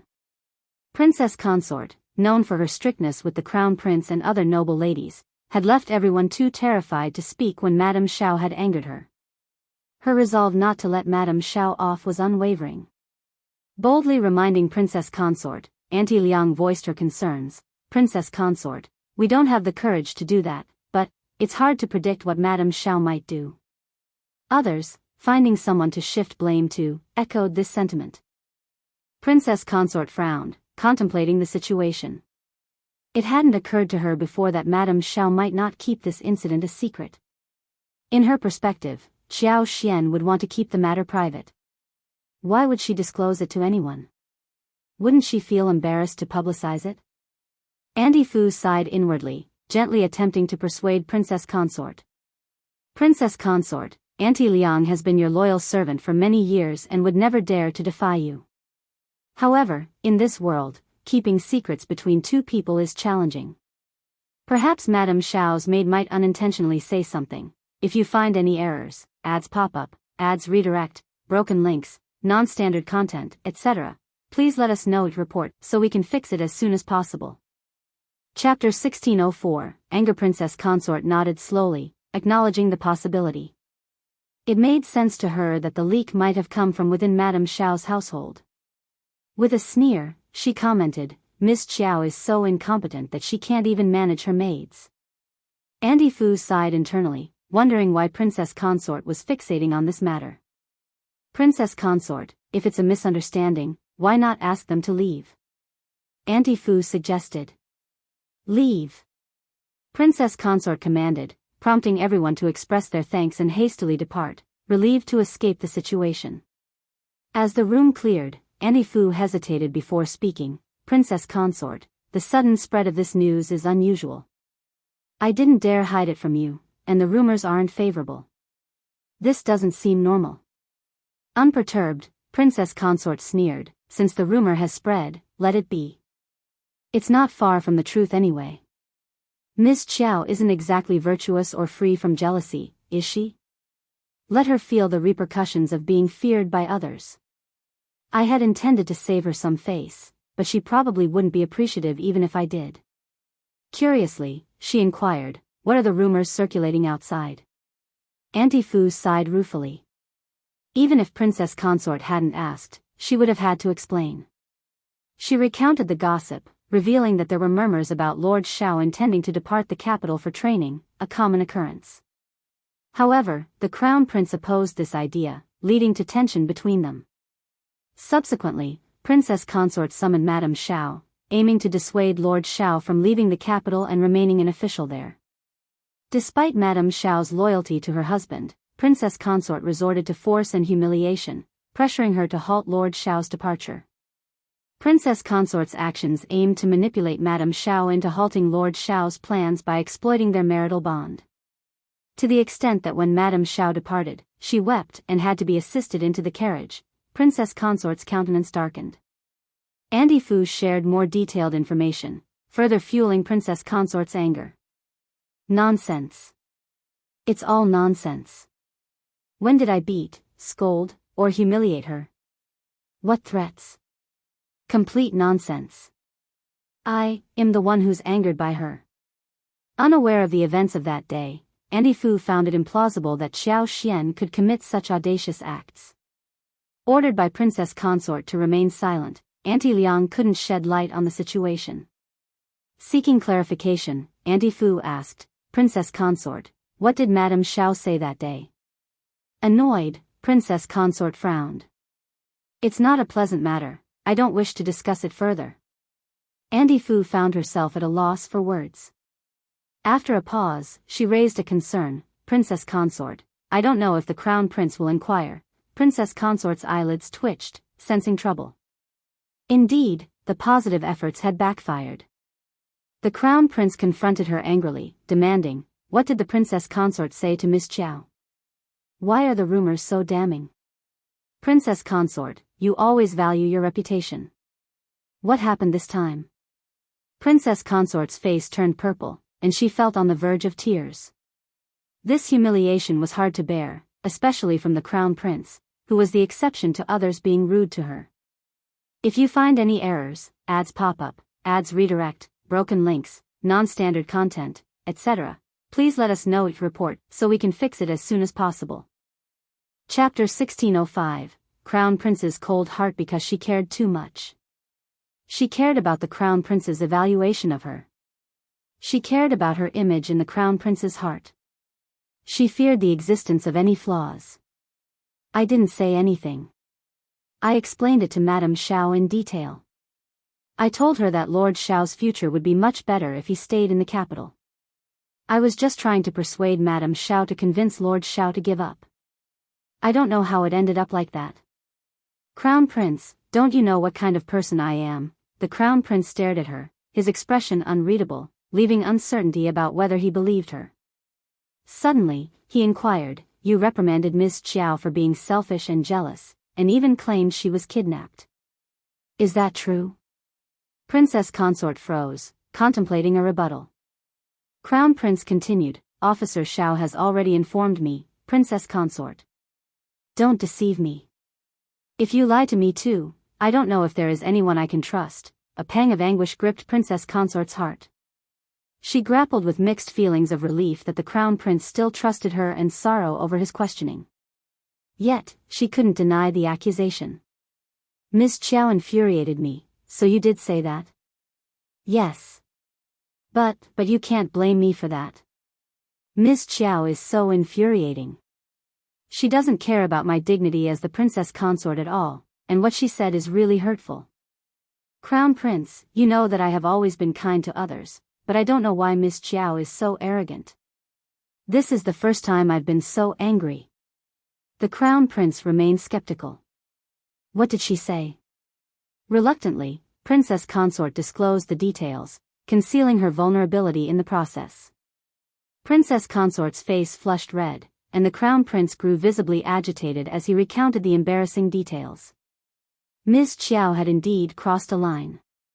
In one aspect, Princess Consort was right. Miss Qiao truly didn't comprehend the nuances of societal hierarchy.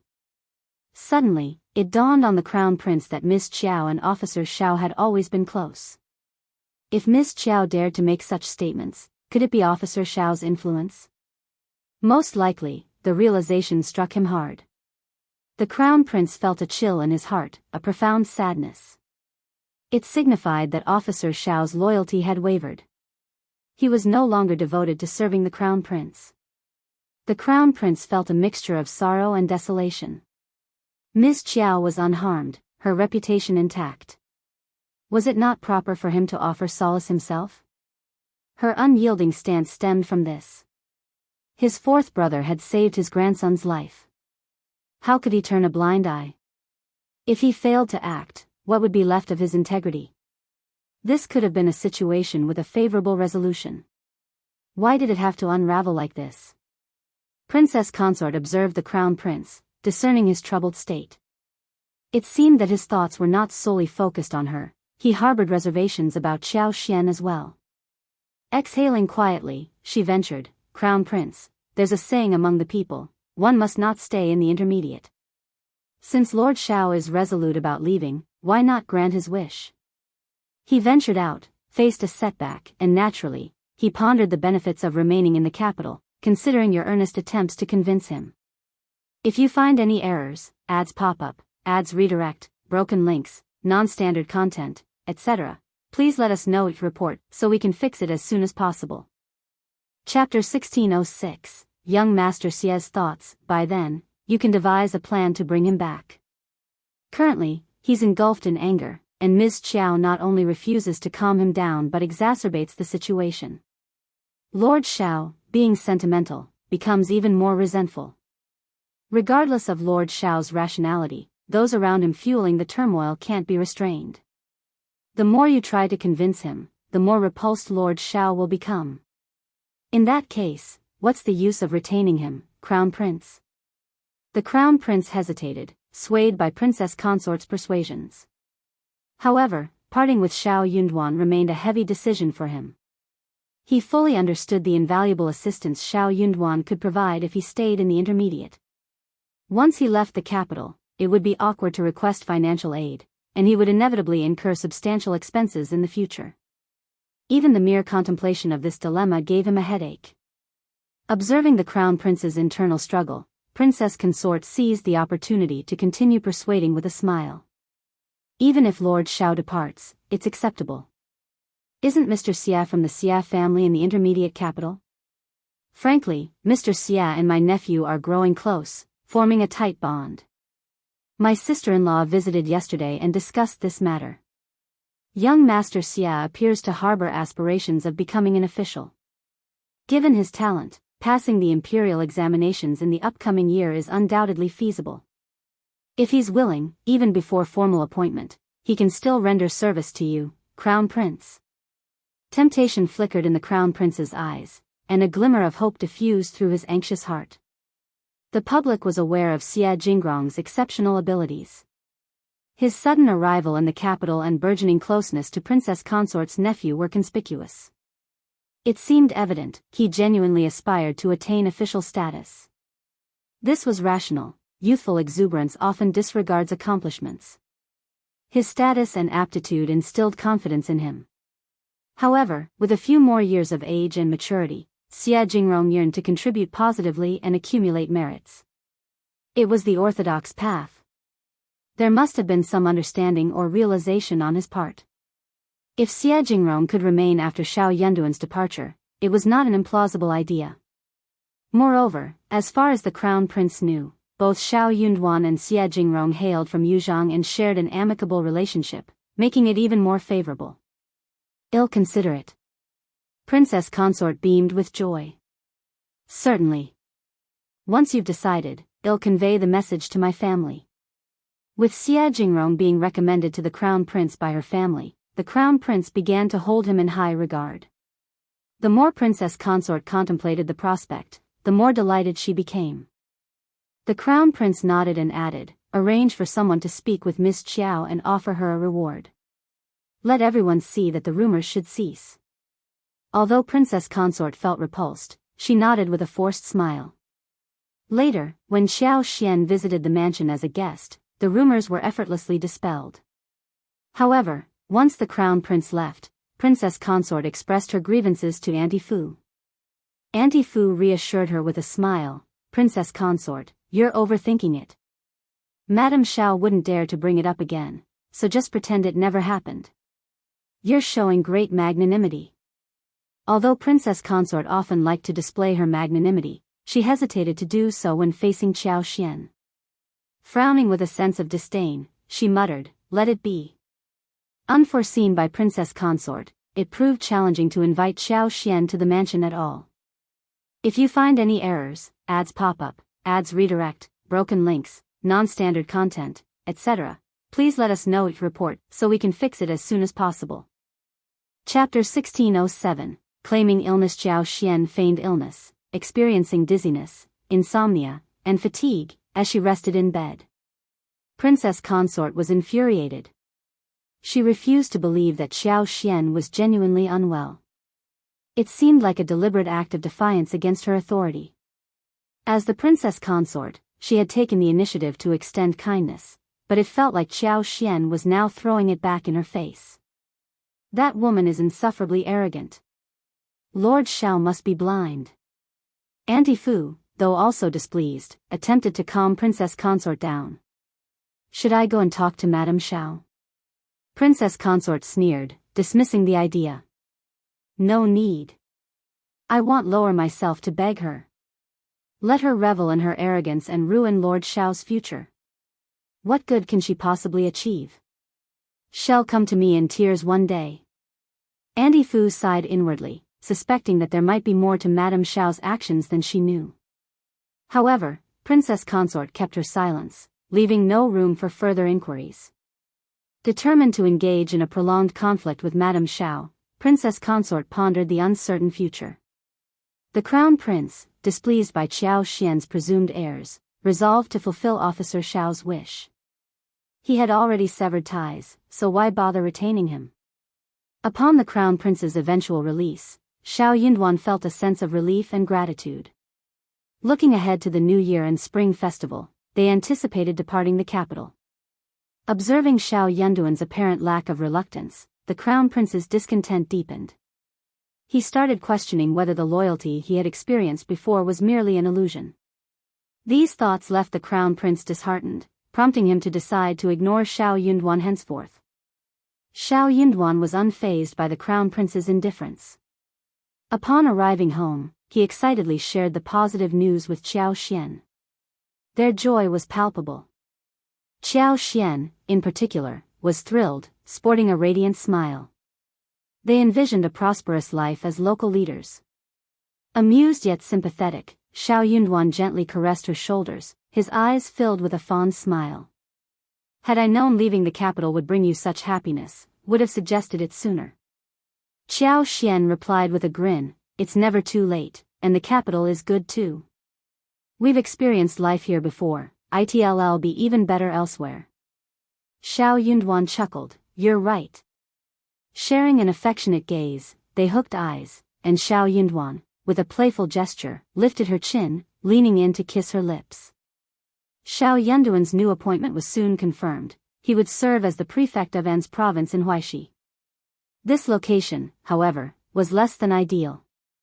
An's province, situated on the border of Huaishi, Yuzhang, and northern Yi provinces, was renowned for its rugged landscapes. It featured towering mountains, winding rivers, vast wild forests, and expansive desolate swamps. This natural setting made it a haven for outlaws, bandits, and thieves, granting them a protective haven where they could act with impunity. Local officials dared not interfere, going so far as to offer discreet gifts to influential gangs during festive occasions to prevent them from causing trouble. This tactic aimed to safeguard political achievements and avoid retribution from higher authorities. Although the imperial court had conducted large-scale bandit suppression operations a decade ago, the outcomes were less than satisfactory. Small-time offenders were caught, while the major players remained at large and unscathed. If you find any errors, ads pop up, ads redirect, broken links, non-standard content, etc., please let us know each report so we can fix it as soon as possible. Chapter 1608, Unruly Zone. After the military intervention, the bandits in An's province took advantage of the chaos to engage in infighting and territorial annexation. What emerged from the ashes were three formidable gangs that solidified their dominance, their influence remaining unchallenged. In such a lawless environment, collusion between affluent families and the bandits, both overt and covert, became commonplace. Cooperation was deemed essential for survival and mutual benefit, a symbiotic relationship where both sides thrived. The so-called bandit suppression operation not only tarnished the face of the imperial court but also eroded its dignity and credibility. The emperor, infuriated by the failure, demoted the high-ranking officials in the intermediate court who had played a role in the operation. Numerous local officials faced punishments, ranging from job loss to exile, depending on the severity of their involvement. Since then, the An's prefect position had become a dreaded assignment. Officials assumed their roles with solemn faces, eagerly seeking opportunities to depart. No one completed a full term, let alone contemplated re-election. Upon learning that Shao Yunduan was assigned to such a challenging post, his peers at the Ministry of Revenue reveled in his misfortune. Some envious officials even taunted him. Crown Prince, too, was taken aback by the news. It was evident that someone, likely his fourth brother, aimed to thwart Shao Yunduan.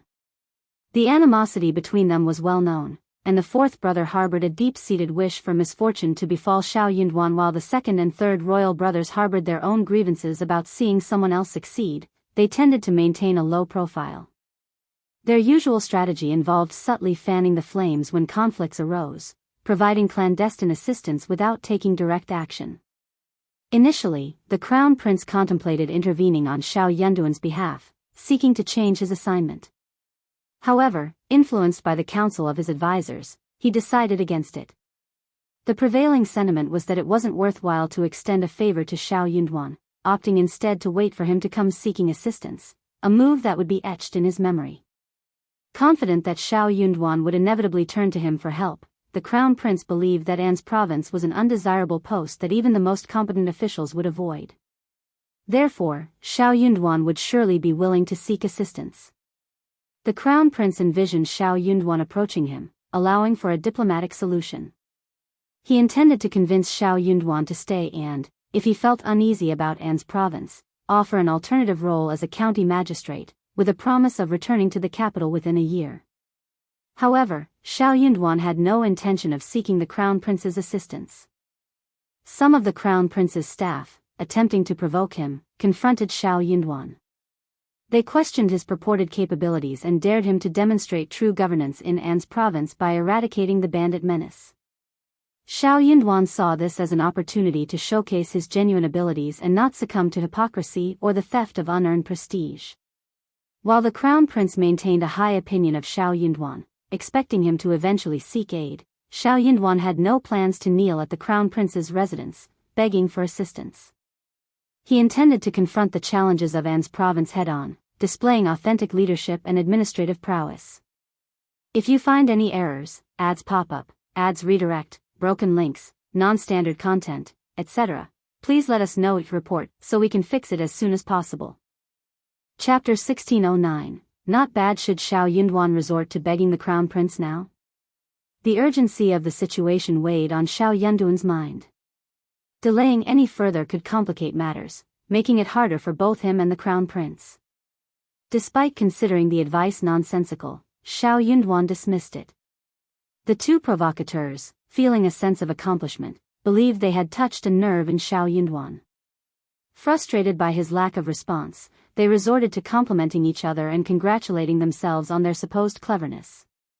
However, they remained concerned that Shao Yunduan might not take the bait. What if he resisted their attempts to provoke him and sought help from the Crown Prince? The Crown Prince held him in high regard, and such a request might receive favorable attention. To prevent Shao Yunduan from staying in the capital, they devised a plan. A decision was made to dispatch someone to monitor Shao Yunduan closely. If he did approach the Crown Prince for assistance, they would intervene midway, preventing him from proceeding. Given Shao Yunduan's scholarly background, they presumed he wouldn't act shamelessly or retract his decision. If he had requested release, he should follow through. With a sense of hesitation and worry, Shao Yunduan disclosed this situation to Qiao Xian. Unfazed, she became even more intrigued. The prospect of an unregulated area with vast territory excited her. Learning about the expansive pools and endless green mountains only heightened her enthusiasm. The mention of potential dangers from bandits didn't deter her, on the contrary, it fueled her excitement. While it posed a significant threat to others, for Qiao Xian, it was an invitation to explore her world, especially within the depths of the forest. She assured Shao Yunduan, "Don't be scared, hubby. Ai, Sun Bai, and Sun Qian are all going with us, right? They are all very capable people. After we leave the capital, we can recruit a dozen individuals and have Sun Bai and Sun Qian assist in their training. Then we can hire 20 or 30 competent escorts. We'll be able to establish ourselves there. Husband, as a local official appointed by the imperial court, those bandits might not dare to act recklessly. Let's maintain a facade of civility initially. Once we understand their background, we can plan strategically. No need to worry about lacking the capability to deal with them." Shao Yunduan chuckled upon hearing her words. He held Qiao Xian and sighed, "Good wife." He had initially worried about her fear, but it was clear that he had underestimated her courage. Now completely relieved, he continued, "In that case, we're on the same page." After a moment, Shao Yunduan held her and declared, "My wife and I share the same thoughts. Ai, Sun Bai, and Sun Qian are here, and we can train about 20 servants. That should be sufficient." I'll write a letter immediately and ask Meng Wanfu for assistance. I'll borrow a few people from him. Qiao Xian's eyes brightened, and she remarked with a smile, "You are so thoughtful, husband. General Meng's men are much more reliable."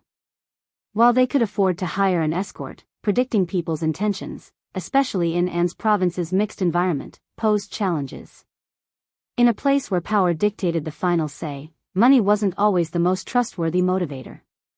Hiring an escort might be futile if someone could be swayed by a bribe. Despite the favor owed to Meng Wanfu, requesting his assistance ensured reliability from military personnel who understood the gravity of the situation and wouldn't succumb to bribery by bandits, thus preventing any potential regrets. If you find any errors, ads pop up, ads redirect, broken links, non-standard content, etc., please let us know each report so we can fix it as soon as possible. Chapter 1610. Kindness. The couple excitedly discussed and joyfully planned their approach to An's province when Zhao Shu arrived. Upon seeing Qiao Xian and Shao Yunduan, Zhao Shu couldn't help but express his concerns. "Fifth brother, sister-in-law, why persist in being officials? It's too much. We have enough money, why not just relax and enjoy life? Why subject ourselves to such a destitute place overrun by bandits? Let's abandon this pursuit. Just give the word, and they'll handle everything." As long as the funds were in place, Zhao Shu believed this matter could be resolved. He found the idea of venturing to that undesirable location absurd. To him, it seemed like a ploy to send one's own head willingly. A poor official with no status or background from an obscure lineage might have no choice, but the Shao family had alternatives. Upon learning the news, Zhao Shu was on the verge of infuriation.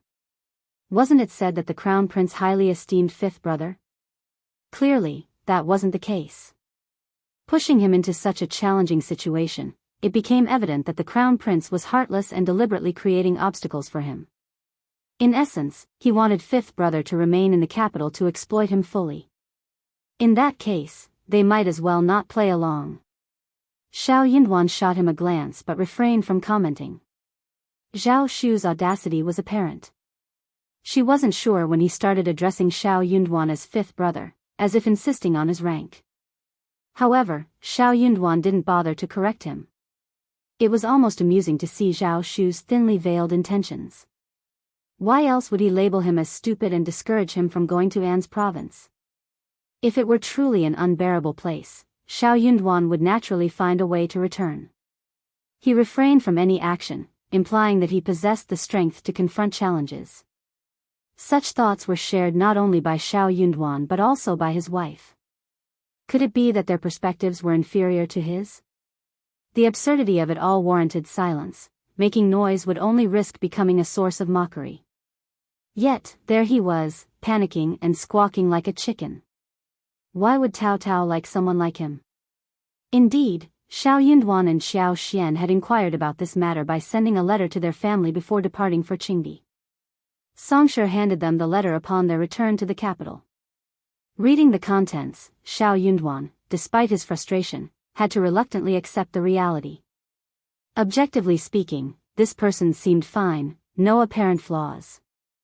If he ever mistreated Tao Tao, handling him wouldn't pose much difficulty. However, Shao Yunduan didn't harbor much affection for Zhao Shu. The fact that his brother fancied the man who had kidnapped his sister bewildered him. That aside, Qiao Xian even teased him, suggesting that finding a son-in-law might be a challenge if they had a daughter in the future. Dismissing the notion, Shao Yunduan was confident he could find suitable candidates. In response to Zhao Shu's concerns, Qiao Xian playfully replied, "Rest assured, my husband and I have devised our own plans. You continue your travels between the south and the capital. Occasionally, check on the properties we've left behind in the capital." Shao Yunduan added with composure, "Don't interfere in other people's affairs. Don't delude yourself into thinking you're clever enough to gather information about the court. It's not a realm you can easily navigate. Whether the Eastern Palace or the various princes, none were entities to be taken lightly. If you find any errors, ads pop up, ads redirect, broken links, non-standard content, etc., please let us know each report so we can fix it as soon as possible." Chapter 1611. Zhao Shu's injustice having someone like Zhao Shu around, even 10 more wouldn't suffice to handle those individuals. It was akin to assisting people in counting their money after they had been sold. Zhao Shu was momentarily taken aback. He didn't sense any derogation of his intelligence. Instead, he responded cheerfully, "Yes, I understand. Thank you for your concern, fifth brother." Shao Yunduan, Qiao Xian suppressed a laugh. "We're aware of what's happening in An's province, so don't worry. And if you happen to visit Shouting Village, keep this matter to yourself and don't inform your family." The couple had meticulously prepared for the move. As imperial court officials, they could potentially face threats and attempts at control from the bandits. However, until they were pushed to a point of no return, their lives remained relatively secure. Even in the worst-case scenario, they could escape unharmed. Not revealing such matters to their families was a precautionary step, preventing any unnecessary worry or misinterpretation. Casting a guilty glance at Shao Yunduan, Zhao Shu assured, "Sister-in-law, rest assured, I won't breathe a word to anyone." Qiao Xian nodded, offering a smile. "Once we settle there and prosper, I'll invite you to join us in our prosperity, Zhao Shu." Zhao Shu's joy knew no bounds. "Certainly, sister-in-law. Thank you." Both fifth brother and sister-in-law treated him well, always offering support regardless of the circumstances. As for the opportunity to strike it rich in the less-than-ideal locale of An's province, Zhao Shu didn't dwell on it. His thought process was simple: if sister-in-law said an opportunity to make a fortune would come, then it would come. If she needed money, he would provide it. If she required assistance, he would willingly follow suit. At this juncture, even Uncle Qing and Aunt Qing couldn't help but be moved. Life, it seemed, was often a matter of luck. In the past, when their young master was still present, he would frequently jest and express concerns about his kind and naive nature. He feared that safeguarding such substantial family wealth in the future might prove challenging. Whether or not he could protect it wasn't the primary concern. What troubled Aunt Qing the most was the possibility that, instead of safeguarding the wealth, he might inadvertently bring disaster due to his vast assets. She had devised a plan for such a scenario.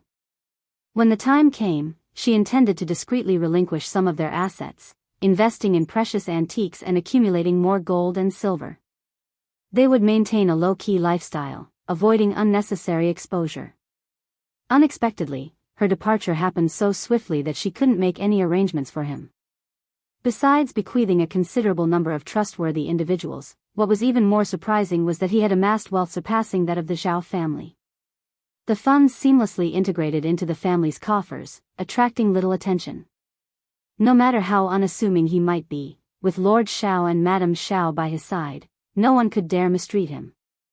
It was evident that he could lead a worry-free life. In addition to expressing gratitude, Zhao Shu also bid his farewells.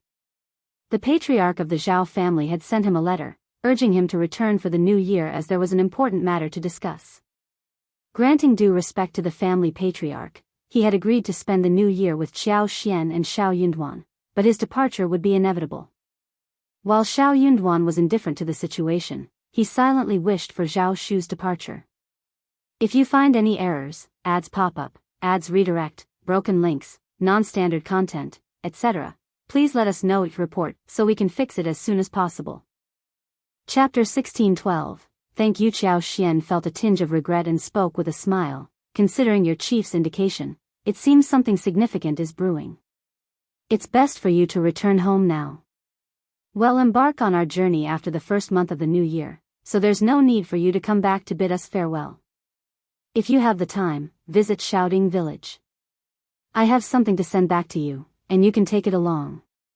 It's not much, just 2 medium-sized boxes. The 2 boxes could easily be accommodated in the luggage-laden carriage, causing no inconvenience.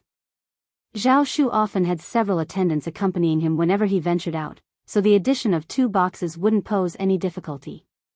That's why Qiao Xian made the request. Zhao Shu was delighted at the chance to assist fifth brother and sister-in-law. He grinned and agreed, "Of course, sister-in-law. Just prepare them, and they'll send someone over to collect them." "Don't worry, sister-in-law. I'll ensure they reach safely. Qiao Xian smiled appreciatively. Thank you. Zhao Shu's grin grew even more amiable and attentive. You're welcome, sister-in-law. Xie Jingrong also made an appearance. He was not one to merely scratch the surface. Extending his smile to Shao Yunduan and Qiao Xian, he conveyed, congratulations. Shao Yunduan returned the gesture with a cupped hand, thank you. Understanding the underlying message, Xie Jingrong exchanged smiles with them. Had Xie Jingrong not informed the princess consort's family about his intention to work for the crown prince, the crown prince might have been seriously tempted. He would have lost Shao Yunduan but gained young Master Xie, making it a reasonable exchange. Shao Yunduan wouldn't have been able to escape so smoothly. This realization made Shao Yunduan understand that, in the crown prince's eyes, he was merely a valuable tool and a useful chess piece. For those old ministers burdened by reputation, many actions were constrained. Yet, Shao Yunduan, originating from humble beginnings without connections in the capital, had fewer reservations. Without Shao Yunduan, finding a replacement with his level of suitability would be an arduous task for the crown prince. However, if he could secure the eldest son of the Xie family, it would serve as a compensatory measure for this loss. Moreover, given the strained relationship between Shao Yunduan and himself, the crown prince felt a sense of disappointment and irritation, prompting him to let Shao Yunduan depart. Unable to approach Xie Jingrong directly, Shao Yunduan had been eagerly anticipating this meeting to express his gratitude face-to-face. The three of them gathered in the study for a conversation. Sharing a similar perspective to Shao Yunduan, Xie Jingrong believed that while others might find it challenging to navigate An's province, Shao Yunduan might find a way. In a place like that, peril and opportunity coexisted, offering a risk worth taking. Crucially, the reality in An's province was dire. Serving as an official there equated to exile, rendering anyone who went invisible in the eyes of the capital's residents. Over time, the Eastern Palace's influence on Shao Yunduan would fade away. In such a desolate place, people would look down on him, forget about him, and allow him to cleanse the marks on his reputation. It was a favorable outcome. Xie Jingrong found it perplexing whenever he contemplated the state of the nation. He doubted the crown prince's ability to secure the throne. Honored Princess Mai's fourth prince was formidable, and Empress Qi, the third prince, Princess Concubine Virtue, and the second prince all posed significant challenges, their influence extending deeper into the army than anticipated. If you find any errors, ads pop up, ads redirect, broken links, non-standard content, etc., please let us know it report so we can fix it as soon as possible. Chapter 1613, Knowing a lot. If the crown prince possessed both the courage and the means, he could potentially reverse the situation and seize power. However, such qualities were not inherent in his character. Even if he were to ascend to the throne, the relentless expansion of Great Qin would persist, leading to an escalation of brutality and bloodshed. It became imperative to distance oneself from the capital and the imperial court. The crown prince still harbored hopes of retaining him in the capital as an official, but such a scenario seemed implausible. Xie Jingrong's knowledge of An's province surprised both Shao Yunduan and Qiao Xian. Entranced by his insights, they were previously unaware that the region, rife with bandits and challenges, held a deeper complexity. The influential families collaborated with the bandits, openly or covertly, exerting control over nearly every aspect of the area. Their understanding had been superficial until Xie Jingrong illuminated the intricate details. Xie Jingrong possessed information on the most influential bandits, the dynamics of the three major families, and even secured a map of Anzizhou. Shao Yunduan expressed profuse gratitude, treating the information as a valuable treasure. Maintaining a semblance of distance from Shao Yunduan, Xie Jingrong, and his newfound acquaintances, departed after half a day. The secrecy surrounding their amicable terms was crucial, as it wouldn't be advantageous for others to discover the close association between Shao Yunduan's family and Xie Jingrong. Once Xie Jingrong left, Shao Yunduan couldn't help but express admiration. Brother Xie's knowledge is truly vast and all-encompassing. It's no wonder the crown prince values him so highly. We find ourselves indebted to him once again. Qiao Xian shared Shao Yunduan's sentiment, wholeheartedly admiring Xie Jingrong. Shao Yunduan's appointment as the prefect of An's province was inevitable and immutable, rendering the Shao mansion desolate. Anticipating a decrease in visitors before the new year, Qiao Xian foresaw the absence of last year's invitations. Considering the bleak outlook for the princes, both Xie Jingrong and her husband held a pessimistic view of the future troubles. She wished for their existence to fade from the memories of the capital. As the 12th lunar month commenced, the long-awaited resettlement of the Cloudwater Town Manor concluded. Accompanied by Ai, Mianmian, Li Xia, and Li Qiao, Qiao Xian embarked on this significant day. Originally spanning 1,200 mu, Qiao Xian expanded the farm to 1,600 mu after acquiring an additional 400 mu. Over the years, various crops such as potatoes, strawberries, watermelons, cantaloupes, melons, radishes, and cabbages had been cultivated for sale. Qiao Xian's foresight led him to diversify crops, ensuring sustainability for the future. Given the expansive nature of the manor, Qiao Xian decided against congregating Zheng Sang and the other 70-odd individuals into a single large residence. Instead, he opted to allocate living spaces based on the original households, promoting autonomy. In this vision for the future, each family would lead independent lives, offering mutual support when needed. Qiao Xian recognized that sustaining a harmonious coexistence required a shift from the communal living arrangements of their impoverished past. As prosperity loomed, an individual's ability to earn a livelihood became paramount. The principle of shared efforts would replace indiscriminate compensation, preventing potential conflicts from arising. Understanding the value of the enduring friendships forged over the years, Qiao Xian believed that it was wiser to allow each family to face their challenges independently. This approach, she reasoned, would safeguard the bonds they had cultivated and prevent unnecessary strain on their relationships.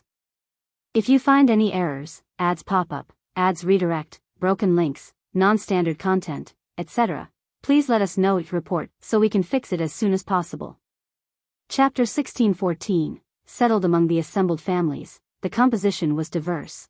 Widows with 1 or 2 children, father-son pairs, couples with children, elderly individuals bereaved of sons in battle, and even the orphans of fallen comrades were present. In total, there were 11 families, with 10 belonging to Qiao Xian. Led by individuals such as Jing Sang, Wu Guan, Lu Changming, and others, the groups included 4 elderly members and 7 orphans. With construction completed, a pair of neat rows of houses flanked the main courtyard of the manor. Under Qiao Xian's guidance and Song's adept management, the decision was made to transform the entire area into a residential zone, allowing for future expansions. The houses, constructed with green bricks and black tiles, featured courtyard walls exceeding a meter in height. Each courtyard, modest in size, comprised a main house with 1 light, 2 dark, and 3 rooms. Additionally, there were 2 rooms, 1 large and 1 small, providing ample living space. Zheng Sang and his companions resided in a more spacious courtyard, boasting larger main rooms, wings, and courtyards compared to the other houses. Outside the courtyards, saplings of sweet osmanthus, magnolia, and pomegranate, each the size of a copper coin, were planted. Additional flowers and plants would be added when spring arrived. The roads surrounding the courtyards were meticulously paved with bricks and stones, preventing muddy conditions during rainy days. A well was strategically placed not far from each family, ensuring convenient access to water. Vegetable plots designated for each family were situated close to their residences. After discussions led by Songshe, Jing Sang, and the others, it was decided to allocate approximately 2 plots of land to each family for cultivating essential vegetables to sustain their daily needs. By late November, all the construction of buildings and courtyards had been completed. As the residents of the dilapidated courtyard arrived at their new homes in carriages, carrying their worn-out luggage, a wave of astonishment swept through them. Several women couldn't hold back tears, their emotions mingling between cries and laughter. The children, in contrast, were filled with excitement, running around, screaming, and cheering. Unprecedented happiness enveloped them. This was their new haven, a tidy and pristine abode. As long as they were willing to put in the effort, they could build a life here. The allure was irresistible, a bright and promising future awaited them, a future brimming with hope. This is fantastic. We finally have a proper home. Mom, I love this place so much. I'll work hard. Let's stay here forever, okay? Lord Shao and Madam Shao are true bodhisattvas. We must remember their kindness. Absolutely. Lord Shao and Madam Shao are kind-hearted people. Anyone who wrongs them is not human. We won't forgive them. Zheng Sang had already assigned living spaces, alleviating any potential conflicts. With joyous hearts, everyone set down their belongings and eagerly inspected their allocated vegetable plots. Though modest in size, these plots were their own. Painstakingly planned and cultivated, they promised a year's worth of sustenance. Warmth filled their hearts. The women wore smiles, already contemplating what to plant in the fields. The houses were furnished with basic items: beds, cabinets, tables, stools. Additional personal touches would be added over time. However, immediate necessities like pots, pans, oil, salt, sauce, and vinegar needed attention. Utilizing some remaining funds, Zheng Sang procured a set for each family. Additionally, he purchased quilts, winter clothes, shoes, socks, and food, ensuring the households were well equipped for their new beginnings. If you find any errors, ads pop up, ads redirect, broken links, non-standard content, etc., please let us know it report so we can fix it as soon as possible. Chapter 16:15. On the Manor. Songshire promptly organized their work schedules, which would commence the next day and last for half a month. By the end of the following month, they would receive half a month's salary. The proposal was met with unanimous approval, and everyone expressed their happiness without any objections. Working in the fields proved to be a welcome change from the strenuous labor at the docks and warehouses. Most importantly, the newfound stability allowed them to cast aside worries about the uncertainties of tomorrow. Eager to begin their tasks, everyone couldn't wait to start working. Among them were orphans like Lu Fu, Qing Lian, Yenner, and others, who lived alongside Jing Sang, Lu Changming, and the rest. The day they moved in, their joy manifested in tireless running around the courtyard. That evening, the communal meal continued, and Songshire, along with the young steward of the manor, was invited to join. In the courtyard, Zheng Sang and the others cooked diligently. Zheng Sang, determined to make the occasion special, spent money on over 20 caddies of pork, more than 10 caddies of mutton, and 6 chickens. The women, busy in the kitchen, filled the air with laughter and chatter. Despite the simplicity of the setting, the rich fragrance of meat made everyone's mouths water. This feast surpassed even the grandeur of a New Year celebration. The joy of partaking in this sumptuous meal within the spacious and bright new houses fueled optimism for the better days that lay ahead. With this, Zheng Sang and the others officially settled down in the Cloudwater Town Manor. The farm in Cloudwater Town buzzed with liveliness. Songshire, as the chief steward, busily organized and instructed on various matters. In the initial days, he experienced the challenges and joys of overseeing dozens or even hundreds of people. Though fatigued, he found fulfillment in his responsibilities. Unfortunately, the time had come for Lord and Madam to leave the capital to assume their duties, and Songshire, along with Qing Yan, Li Xia, and others, would accompany them on this new journey. It was rumored that the area wasn't ideal, with numerous bandits, but Songshire remained unfazed. His lord and lady were astute and carefree, facing each day with smiles and happiness. As a servant with limited knowledge, he saw no reason for concern. It surely wouldn't pose any problem. Zheng Sang was overjoyed to learn of Qiao Xian's impending visit. With little winter work to occupy them, everyone eagerly awaited Qiao Xian's arrival. As the carriage approached, children ran home shouting, "Madam Shao is here! Madam Shao is here!" Families emerged, gathering with smiles and shining eyes to welcome the approaching carriage. "It's really her. I haven't met Madam Shao yet. Madam Shao is exceptionally beautiful and amiable. She even brought us candy last time. She's truly wonderful. Absolutely. Madam Shao is the finest madam I've ever encountered. Oh, you little girl, how many madams have you met?" Laughter ensued. Regardless of the number of people encountered, Madame Shao undoubtedly stood out as the best. As soon as Qiao Xian stepped off the wagon, someone took the lead. With Zheng Sang and a few others exempted, the rest knelt down. Madame Shao, hello, madam, thank you, madam. Tears welled in the sentimental women's eyes once more. They covered their mouths, choked with emotion. Living a life beyond their wildest dreams, the sight of Qiao Xian filled them with a sense of light and hope. The surge of emotions within their hearts was palpable. If you find any errors, ads pop up, ads redirect, broken links, non-standard content, etc., please let us know each report so we can fix it as soon as possible. Chapter 16:16. Make it clear. Qiao Xian lifted the curtain and spotted the crowd eagerly waiting for her. She pondered what to say upon disembarking, but before she could utter a word, they created a heartfelt scene. Surprised, Qiao Xian urged, "Get up. Get up." Extending a helping hand, she assisted an elderly lady named Old Lady Zhang, whom she had met in the alley yard the other day. Li Xia and others also aided them to their feet.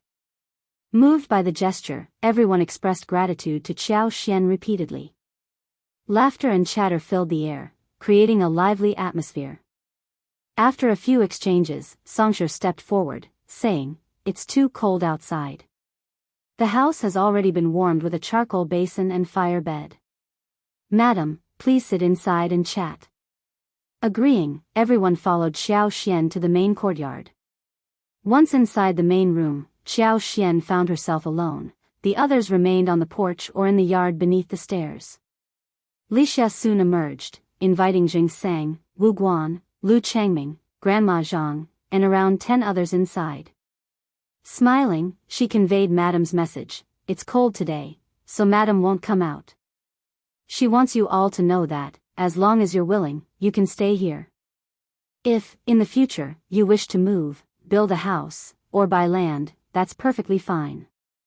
Interrupting with smiles, the group reassured, "No, no. As long as Madam doesn't drive us away, we'll stay forever. We'll do whatever Madam wants, yes, yes. Leaving such a good place is unthinkable. Thank you for your kindness, Madam.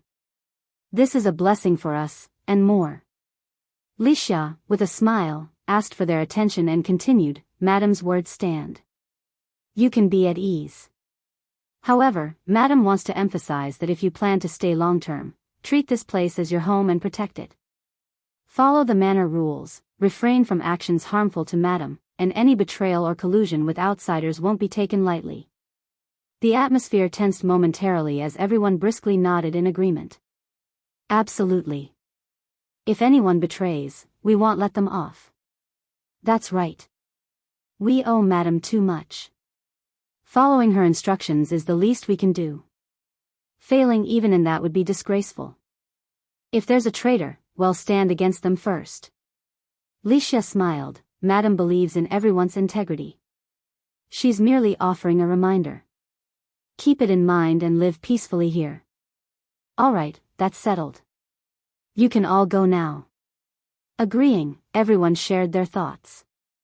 Li Xia handed 2 packets of pine nuts to Lu Fu and Qing Lian, asking them to distribute them to the children. The kids happily thanked them, cheering at the treat. Gentle smiles adorned the adults' faces, expressing gratitude before departing one by one. Inside the room, Qiao Xian invited everyone to take a seat and had tea served. After some small talk, she inquired about their stay and reiterated the manor rules. With Qiao Xian and Shao Yunduan soon departing, uncertainties loomed over those who had accepted their generosity. Addressing potential issues beforehand seemed wiser than dealing with them later. If you find any errors, ads pop up, ads redirect, broken links, non-standard content, etc., please let us know each report so we can fix it as soon as possible. Chapter 16:17. I can offer my life for any reasonable person. Hearing her words would bring a sense of reassurance. Qiao Xian feared ambiguity and wanted to avoid confusion. Addressing potential issues in advance, rather than waiting for incidents to occur and reiterating rules, was not only more effective but also prevented blame and resentment. With clarity established, everyone had a clear understanding of their boundaries. They comprehended the conditions for living in this place, knowing what actions were acceptable and what were not. Zhang Sang and others agreed, recognizing the wisdom in this approach. They promised to explain it to everyone upon their return. Smiling, Qiao Xian said, "Brother Zhang, we trust you to look after this place in our absence. The money you have should suffice for their winter needs, especially with the recent half-month salary. In the future, monthly income will ensure their lives are not difficult." Qiao Xian inquired about patients requiring long-term medication. "Brother Zhang, discuss with Songsher and provide me a list. I'll cover the treatment costs. If good medicine can expedite recovery, let me know. It's better to heal as soon as possible. For those needing extended recuperation, inform me of the required medicine and prescription. Ensure timely medication in the future." Upon hearing this, Zhang Sang and others looked up in disbelief. Wu Guan, with a trembling voice, asked, "Madam Shao, is this true?" Qiao Xian nodded with a smile. "Certainly, why would I deceive you?" Wu Guan, overwhelmed, rubbed his face and uttered in a hoarse voice, "But that will cost a lot of money. We can't afford it at all. In this life, in the next life," hailing from impoverished backgrounds and having faced life and death on the battlefield, they had limited knowledge beyond warfare. Despite surviving, their bodies bore the scars of disability, complicating their ability to earn a living. All future prospects seemed bleak for them. Left with a meager pension, departing the military camp, they faced the harsh reality of their limited skills and lack of managerial knowledge, predicting a challenging future. Adopting the orphans, women, and elderly of their fallen comrades was even more daunting.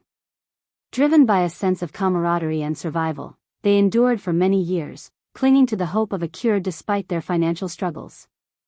Expressing their desperation, Qiao Xian sighed, "I will cover the expenses, and you don't need to repay me. We've known each other as friends, and it seems like fate. My husband's brother is also in the camp, consider it a blessing for him. Don't feel burdened, just accept it." Their surprise was evident. Lu Changming inquired cautiously, "But, Madam Shao, a doctor mentioned it would cost hundreds of taels of silver for the cure. Others might need substantial payments." Nervously, Wu Guan and the others turned to Qiao Xian for confirmation. Qiao Xian smiled, reassuring them, "Certainly, I can afford hundreds or even thousands of taels." "Really? That's fantastic. Thank you, Madam Shao. Madam Shao is truly a living bodhisattva." Joy enveloped everyone. Zhang Sang rose and bowed to Qiao Xian, hands folded in front of his chest. "Madam, my life belongs to you and my lord. Whatever you ask of me, I will do. Count us in." Wu Guan and Lu Changming declared without hesitation. "If you find any errors, ads pop up, ads redirect, broken links, non-standard content, etc., please let us know each report so we can fix it as soon as possible." Chapter 16:18, Uninvited Guest. This turn of events caught Qiao Xian off guard, leaving her momentarily speechless. Regaining composure, she raised her hand with a smile, "Brother Zhang, you're too serious. It's our fate, and this is nothing. In the future, just live in peace. If there's a need, don't hesitate." Zhang Sang nodded, "If you need anything, Madam and Lord, don't stand on ceremony." "That's right," Wu Guan chimed in, "whatever it is, we're willing." Qiao Xian chuckled. After discussing some family matters, she dismissed them. Rushing to their families, Zhang Sang and the others shared the news that Qiao Xian would cover the treatment costs for their ailing comrades. Overjoyed tears flowed, and they hastened to express gratitude to Qiao Xian. Intent on kowtowing, the women were stopped by Li Xia and others. Qiao Xian comforted them, understanding the depth of their emotions. She hoped that in the future, they wouldn't let each other down. Leading Li Xia and others around the village, Qiao Xian was accompanied by Lu Fu, Qing Lian, and the other children, who, emboldened by her gentle demeanor, began chatting around her. Witnessing this, other children joined in, and Qiao Xian, known for her kindness towards children, took them around before bringing them back for lunch. Enlisting the help of the servants' daughters-in-law, they prepared steaming meat buns, plump and fragrant with the tempting aroma of fresh white flour.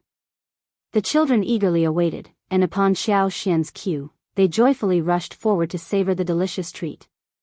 Qiao Xian instructed the kitchen to prepare a variety of nonchalant, casual, and indifferent dishes, creating a lively atmosphere. Upon discovering the gesture, everyone expressed gratitude and recited Buddhist scriptures, feeling fortunate to have encountered someone as kind as Madame Shao. Qiao Xian happily spent half a day in the farmland before returning to the city. The children enthusiastically ran alongside the wagon until they were far away. Li Xia and the others shared the joy, remarking on the increased number of people in the manor, making it look more like a true manor. Returning home around 4 in the afternoon, Qiao Xian brought fresh radishes, cabbages, eggs, and fish from the village. Planning a delightful dinner, she prepared braised fish, lamb stew with radishes, and vinegar cabbage. As thoughts turned to dinner, an unexpected guest arrived, elder Miss Tian Shanshan, whom Qiao Xian hadn't seen in a long time.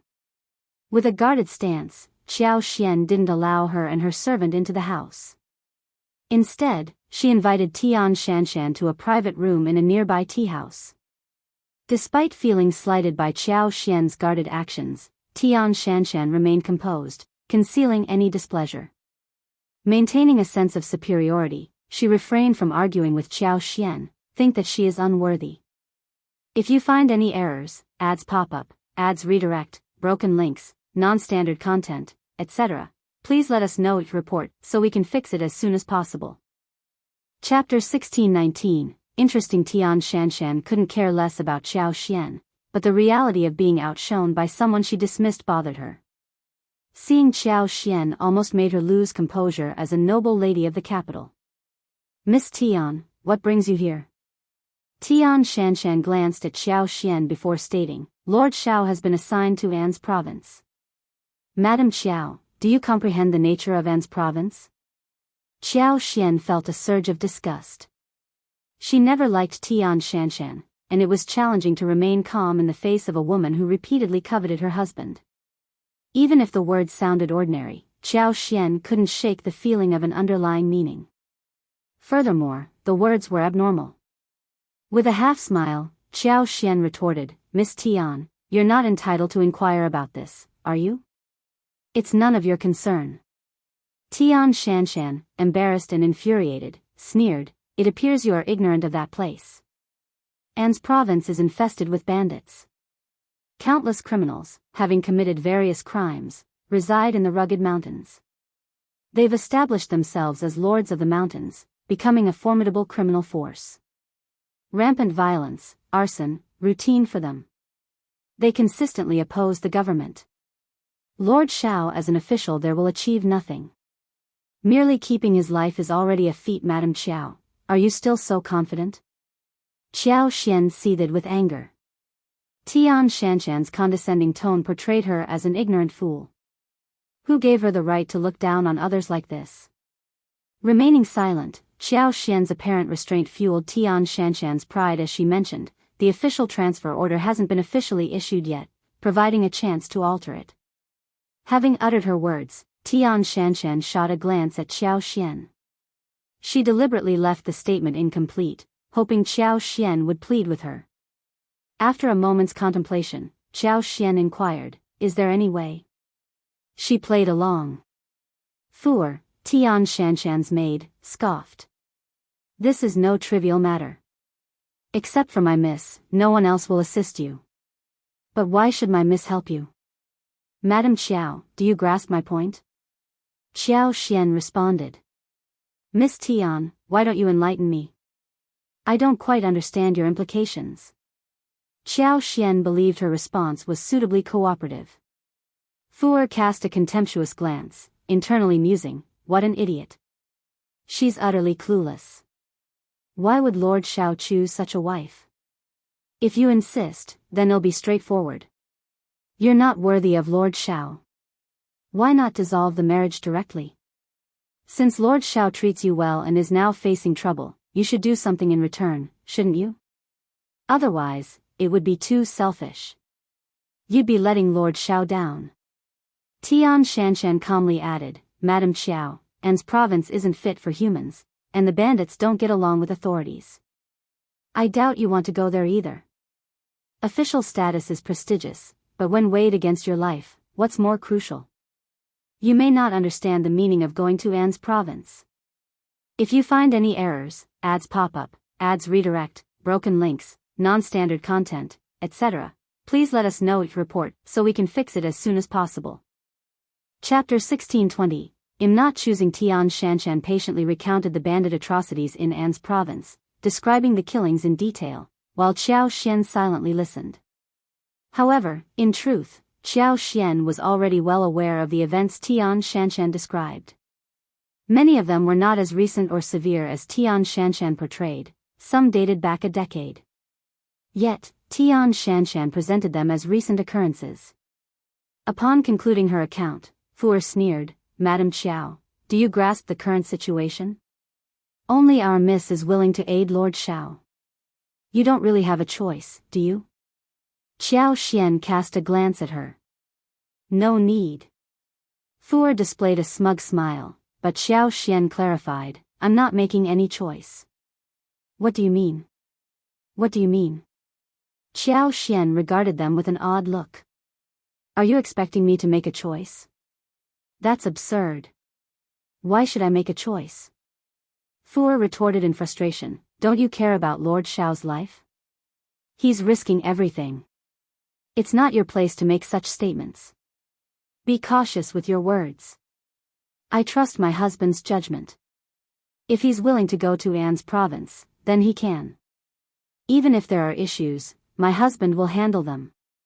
What's the matter with a few bandits? They were only bold because they never encountered my husband. When he arrives, their good days will be over. They'll kneel and plead for mercy." Tian Shanshan and Fu were left speechless. How could there be someone so blindly confident and naive? Fu scornfully remarked, "You dare to think like that?" Qiao Xian asserted proudly, "I have full confidence in my husband's capabilities." Fu stared at her, holding back her desire to mock Shao Yunduan. She shot a glare at Qiao Xian instead. Qiao Xian rose slowly. "Let's just pretend Miss Tian never visited me." As Qiao Xian left, Tian Shanshan's face turned crimson with embarrassment, anger, and frustration. "She's so ignorant and arrogant." Fu scoffed, advising softly, "That foolish woman knows nothing. Miss, don't stoop to her level. I think she did it on purpose." "Humph, she deliberately provoked you to upset you." Tian Shanshan smiled coldly and said slowly, "You're correct about one thing. She wants to make me feel uncomfortable, but you're mistaken. She's not foolish. I believe she's clever." Tian Shanshan seemed to have grasped something. A woman like Qiao Xian, who devoted herself entirely to her husband, would easily capture men like Shao Yunduan. She had given it her all. No wonder Lord Shao refused to let her go. However, a woman like her was destined to be shallow. In the future, when Lord Shao's interest waned, he would find her dull, and she would no longer capture his attention. But how much longer would she have to endure? From her persistent infatuation to her inability to break free, she could no longer turn back, nor did she desire to. Unable to convince Qiao Xian, Tian Shanshan decided to approach Shao Yunduan herself. "If you find any errors, ads pop up, ads redirect, broken links, non-standard content, etc., please let us know each report so we can fix it as soon as possible." Chapter 1621. As long as cousin becomes the emperor. Shao Yunduan was perplexed. He had no desire to engage with Tian Shanshan.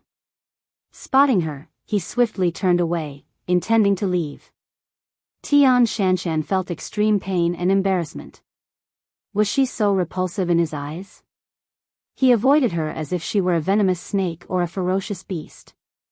Proud and arrogant, she couldn't tolerate such humiliation. Shocked and fueled by her competitive spirit, Tian Shanshan had to intercept Shao Yunduan. Although he was stopped, Shao Yunduan didn't engage in much conversation with Tian Shanshan. His eyes betrayed a clear disgust, nearly causing her to lose her composure. Despite being halted, Shao Yunduan didn't entertain any discussion of his upcoming role as an official in Anne's province. He didn't need her so-called good intentions, and didn't want to hear them. Shortly after, he decisively left. Tian Shanshan's well-intentioned efforts went to waste. Returning home in anger and humiliation, she harbored intense resentment toward Xiao Xian. Vowing to make Xiao Xian kneel before her one day, she sought to claim everything Xiao Yunduan had done for her today. As long as her cousin ascended to the throne, everything would change dramatically. She didn't believe Xiao Yunduan would dare to resist. Tian Shanshan's heart burned anew. While Tian Shanshan's actions had no impact on Xiao Xian and Xiao Yunduan, the crown prince, hearing about it, grew displeased. He had been anticipating Xiao Yunduan to plead for him, but it never happened. He could no longer wait, so he subtly signaled his 2 young officers, who had joined him along with Xiao Yunduan, to talk with Xiao Yunduan. If Xiao Yunduan was in a bad mood, they were to try persuading him. The crown prince aimed to convince Xiao Yunduan to yield to his wishes. He also communicated that he had been patiently waiting for Xiao Yunduan to acquiesce. However, to the crown prince's surprise, the 2 young officers harbored long-standing animosity toward Xiao Yunduan. Fearing that he might plead with the crown prince, they deliberately provoked him. They had no intention of following the crown prince's instructions to make Xiao Yunduan give in. The 2 officers went to Xiao Yunduan, delivering the opposite message. They mocked and taunted him, attempting to ensure he didn't change his mind. Xiao Yunduan observed the theatrical performance put on by the 2 officers. In front of the crown prince, the 2 officers naturally had another pretext.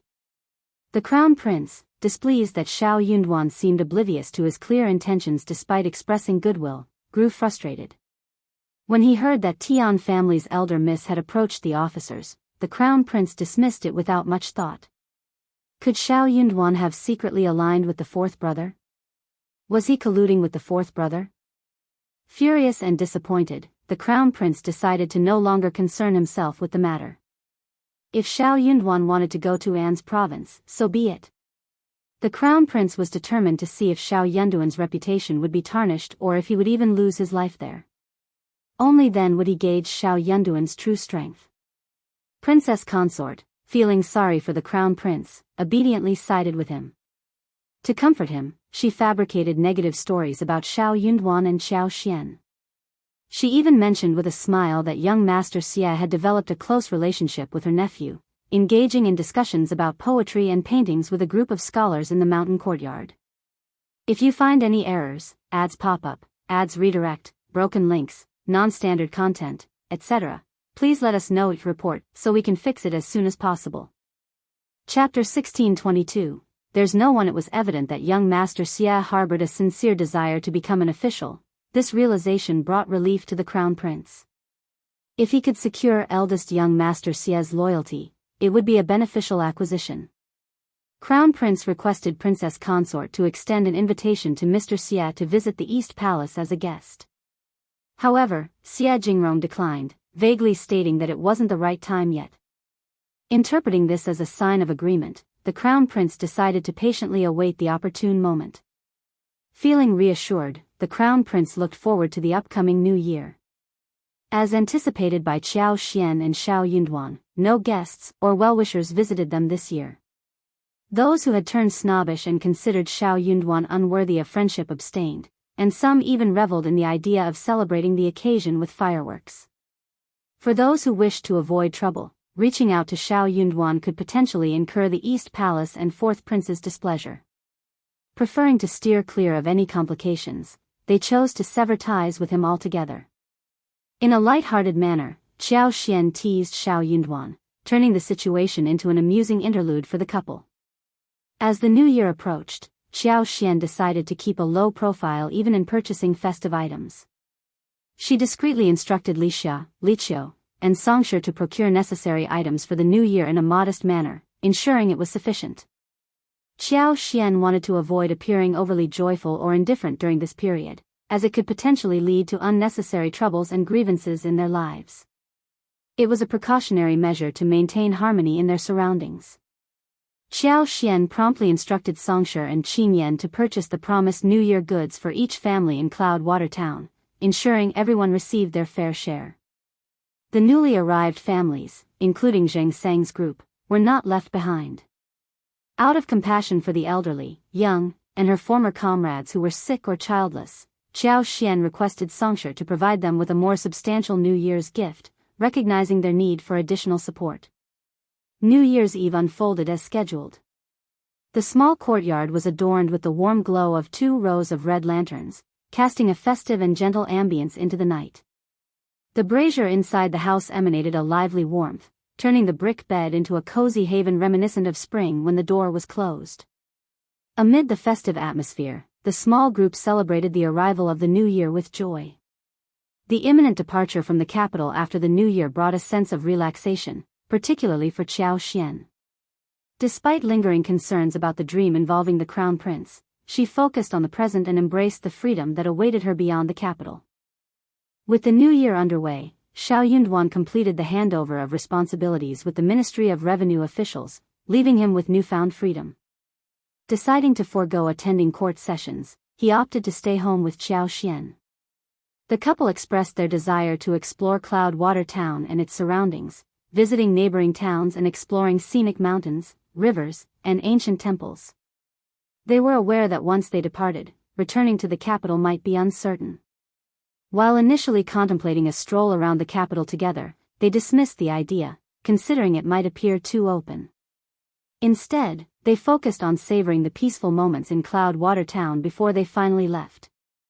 If you find any errors, ads pop up, ads redirect, broken links, non-standard content, etc., please let us know each report so we can fix it as soon as possible. Chapter 1623, Invitation. The two had initially planned to depart from the city after the 3rd day of the Lunar New Year. However, their intentions took an unexpected turn when they received an invitation on the 2nd day from the 4th princess consort. The invitation was for a banquet scheduled on the 6th day of the Lunar New Year. This unexpected development piqued their interest. Apparently, the eunuch delivering the invitation had received explicit instructions from the 4th princess consort.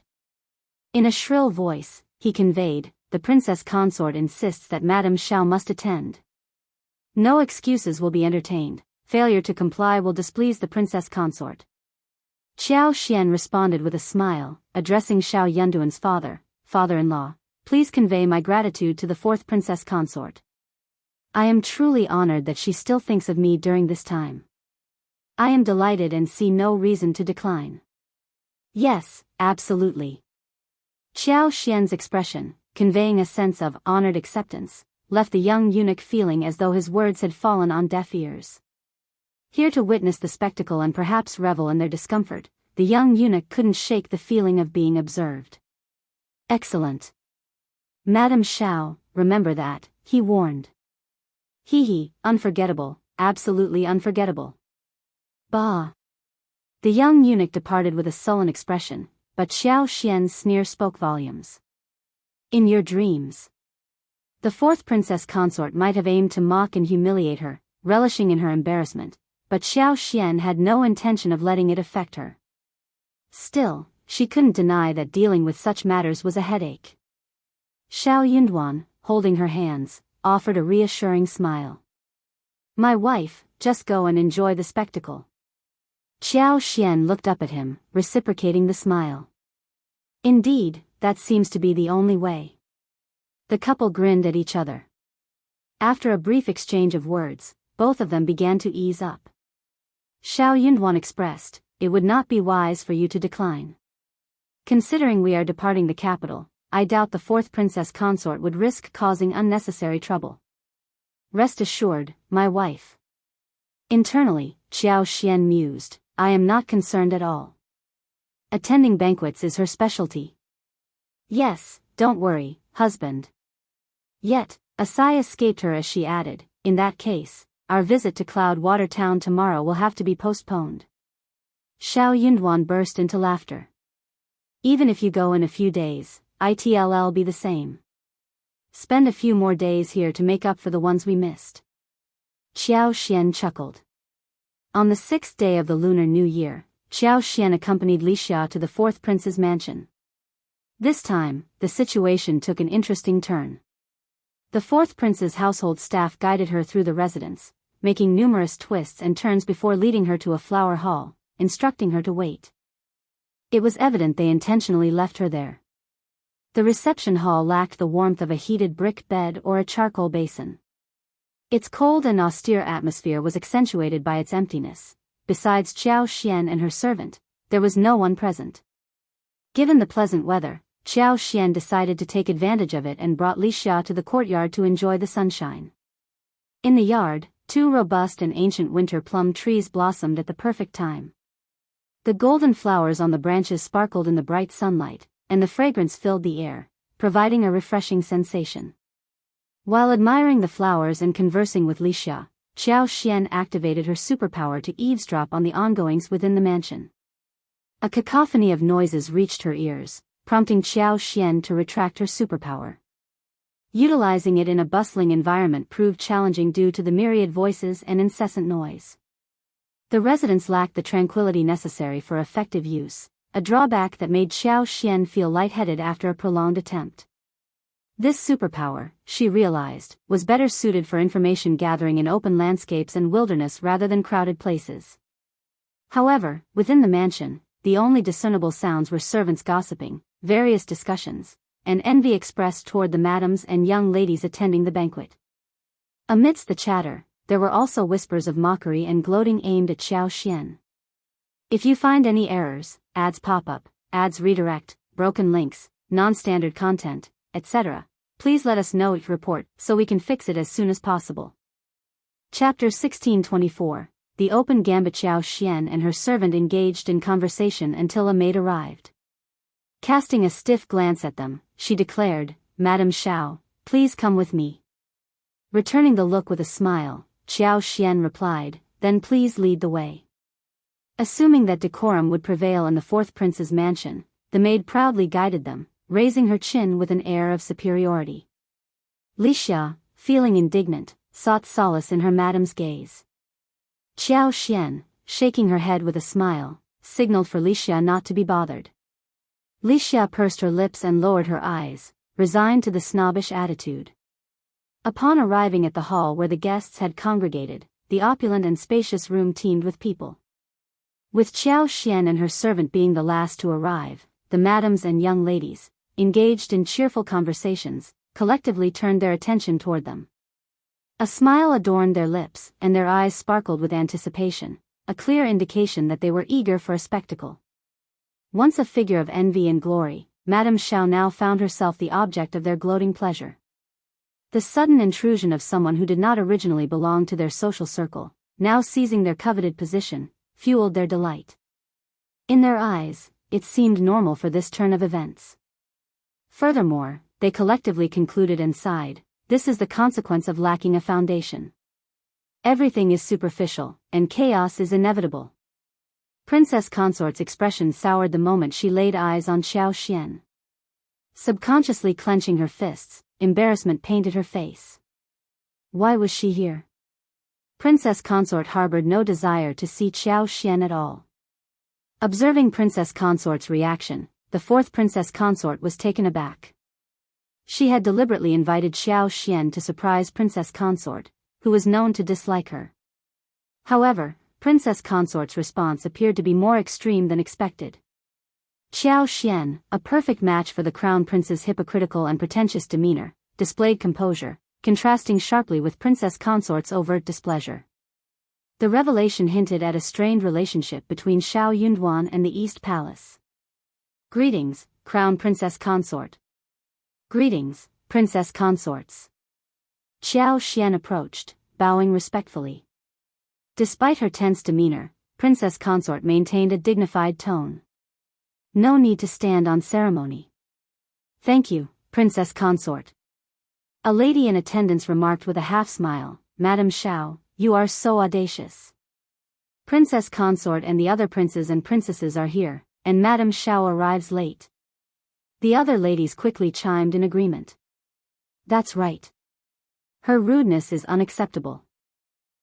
Lacking manners is in her nature. You can't expect more. You can't excuse her behavior. She should respect her seniors and adhere to proper etiquette. This is unacceptable. If you are ignorant, it's better to stay home and avoid embarrassing yourself. Heh, she's only here because she won't have another chance in the future. Hee, that's the truth. Princess Consort's displeasure deepened, and she glared disapprovingly at Xiao Xian. Her sense of disgust was palpable. If you find any errors, ads pop up, ads redirect, broken links, non-standard content, etc., please let us know each report so we can fix it as soon as possible. Chapter 1625, Looking for Trouble MS. Qiao had fallen out of favor with the crown prince due to Shao Yunduan's influence, foreclosing any prospects for her in the royal court. In response, she contemplated a vindictive course of action, intending to unveil her true nature. How audacious! Qiao Xian cast a glance at the fourth princess consort, who had been gleefully witnessing the spectacle, letting others mock her. Ladies, don't envy me. The fourth princess consort treats me differently. The servants were leading me to another resting area, causing the delay. Princess consort, please forgive me. The fourth princess consort chuckled. I think I led you the wrong way. My apologies, Madam Shao. Fourth princess consort, your understanding is appreciated. Smiling, the fourth princess consort gestured. Madam Shao, please take a seat. Thank you, fourth princess consort. As Qiao Xian settled into her seat, she overheard a sneer. Even if the servants misdirected you, can't you inquire? The fourth princess consort is hosting a banquet, attended by the princess consort and other royals. Could you not fathom this? Hee, your lack of decorum is truly unbecoming. Hee, you'll be an eyesore in the future. Exactly. Amidst laughter and conversation, the atmosphere grew lively. However, at this juncture, everyone seemed to collectively forget about Qiao Xian, deliberately ignoring her. No one engaged in conversation with her. These were individuals from respected families, adept at subtle forms of cruelty. Rather than resorting to crass insults or attacks, they chose a more refined approach. Their familiarity with each other allowed them to inflict discomfort through complete indifference and disdain. This mental humiliation and subtle torment, though devoid of physical harm, proved potent enough to make one wish to disappear into the ground. Despite Qiao Xian's strong mental fortitude, impatience began to gnaw at her. Stuck in the situation, leaving early wasn't an option, forcing her to endure the discomfort. After some time, the fourth princess consort announced with a smile that the theater was prepared, leading the guests to enjoy the show. Praises for the well-organized spectacle flowed, fostering a sense of anticipation. The fourth princess consort basked in the satisfaction of her guests. Qiao Xian followed the group with Li Xia. While she wasn't particularly fond of watching the show, it was preferable to enduring the incessant chatter. As they moved, someone in the crowd shoved Li Xia from behind. Caught off guard, Li Xia let out a scream as she collided with a young lady in front of her. The young lady, initially engaged in light banter, nearly stumbled and screamed in shock. Recovering, she turned around to find, I'm sorry. I'm sorry. Li Xia apologized earnestly. Before she could elaborate, the young lady raised her eyebrows and slapped Lixia's face, unleashing an angry tirade. You unruly wretch. What has your master taught you? The commotion drew the attention of everyone present. Covering her face, Li Xia defended herself. It was unintentional. How dare you? How dare you be so defiant? Qiao Xian took hold of Li Xia and noticed her face reddening. Gently patting her hand, she addressed the enraged lady. Li Xia inadvertently offended you, and you have scolded and struck her. What more do you seek? Being framed, Li Xia knew explaining herself would be futile. Accusations would only escalate, and she opted not to waste her efforts. Hearing Qiao Xian's words, the lady glared, sneering, What's this? Madam Shao, are you implying dissatisfaction? Like mistress, like servant, haha. If you find any errors, ads pop up, ads redirect, broken links, non-standard content, etc., please let us know each report so we can fix it as soon as possible. Chapter 1626, Ridicule. Qiao Xian retorted, Madam Tian, you're correct, I am not convinced. She is my servant, and you have no authority over her. Madam Tian, you're well versed in rules and etiquette, so I must inquire, whose rules are these? Are they yours? You. As the onlookers had anticipated Xiao Xian and her servant facing retribution at the hands of Madame Tian, Xiao Xian, with just a few words, effectively countered the second young Madame Tian. The audience, who had initially doubted Xiao Xian's suitability among them, were now focused on discussions about rules and etiquette. Mocking Xiao Xian seemed to elevate their sense of superiority. Though Xiao Xian directed her words at Madame Tian, some other ladies couldn't help but feel a twinge of annoyance and embarrassment. Recognizing the potential for an escalating confrontation, one individual stepped forward and pulled the second young madam of the Tian family aside, attempting to mediate. Let it go, let it go. The girl acted impulsively.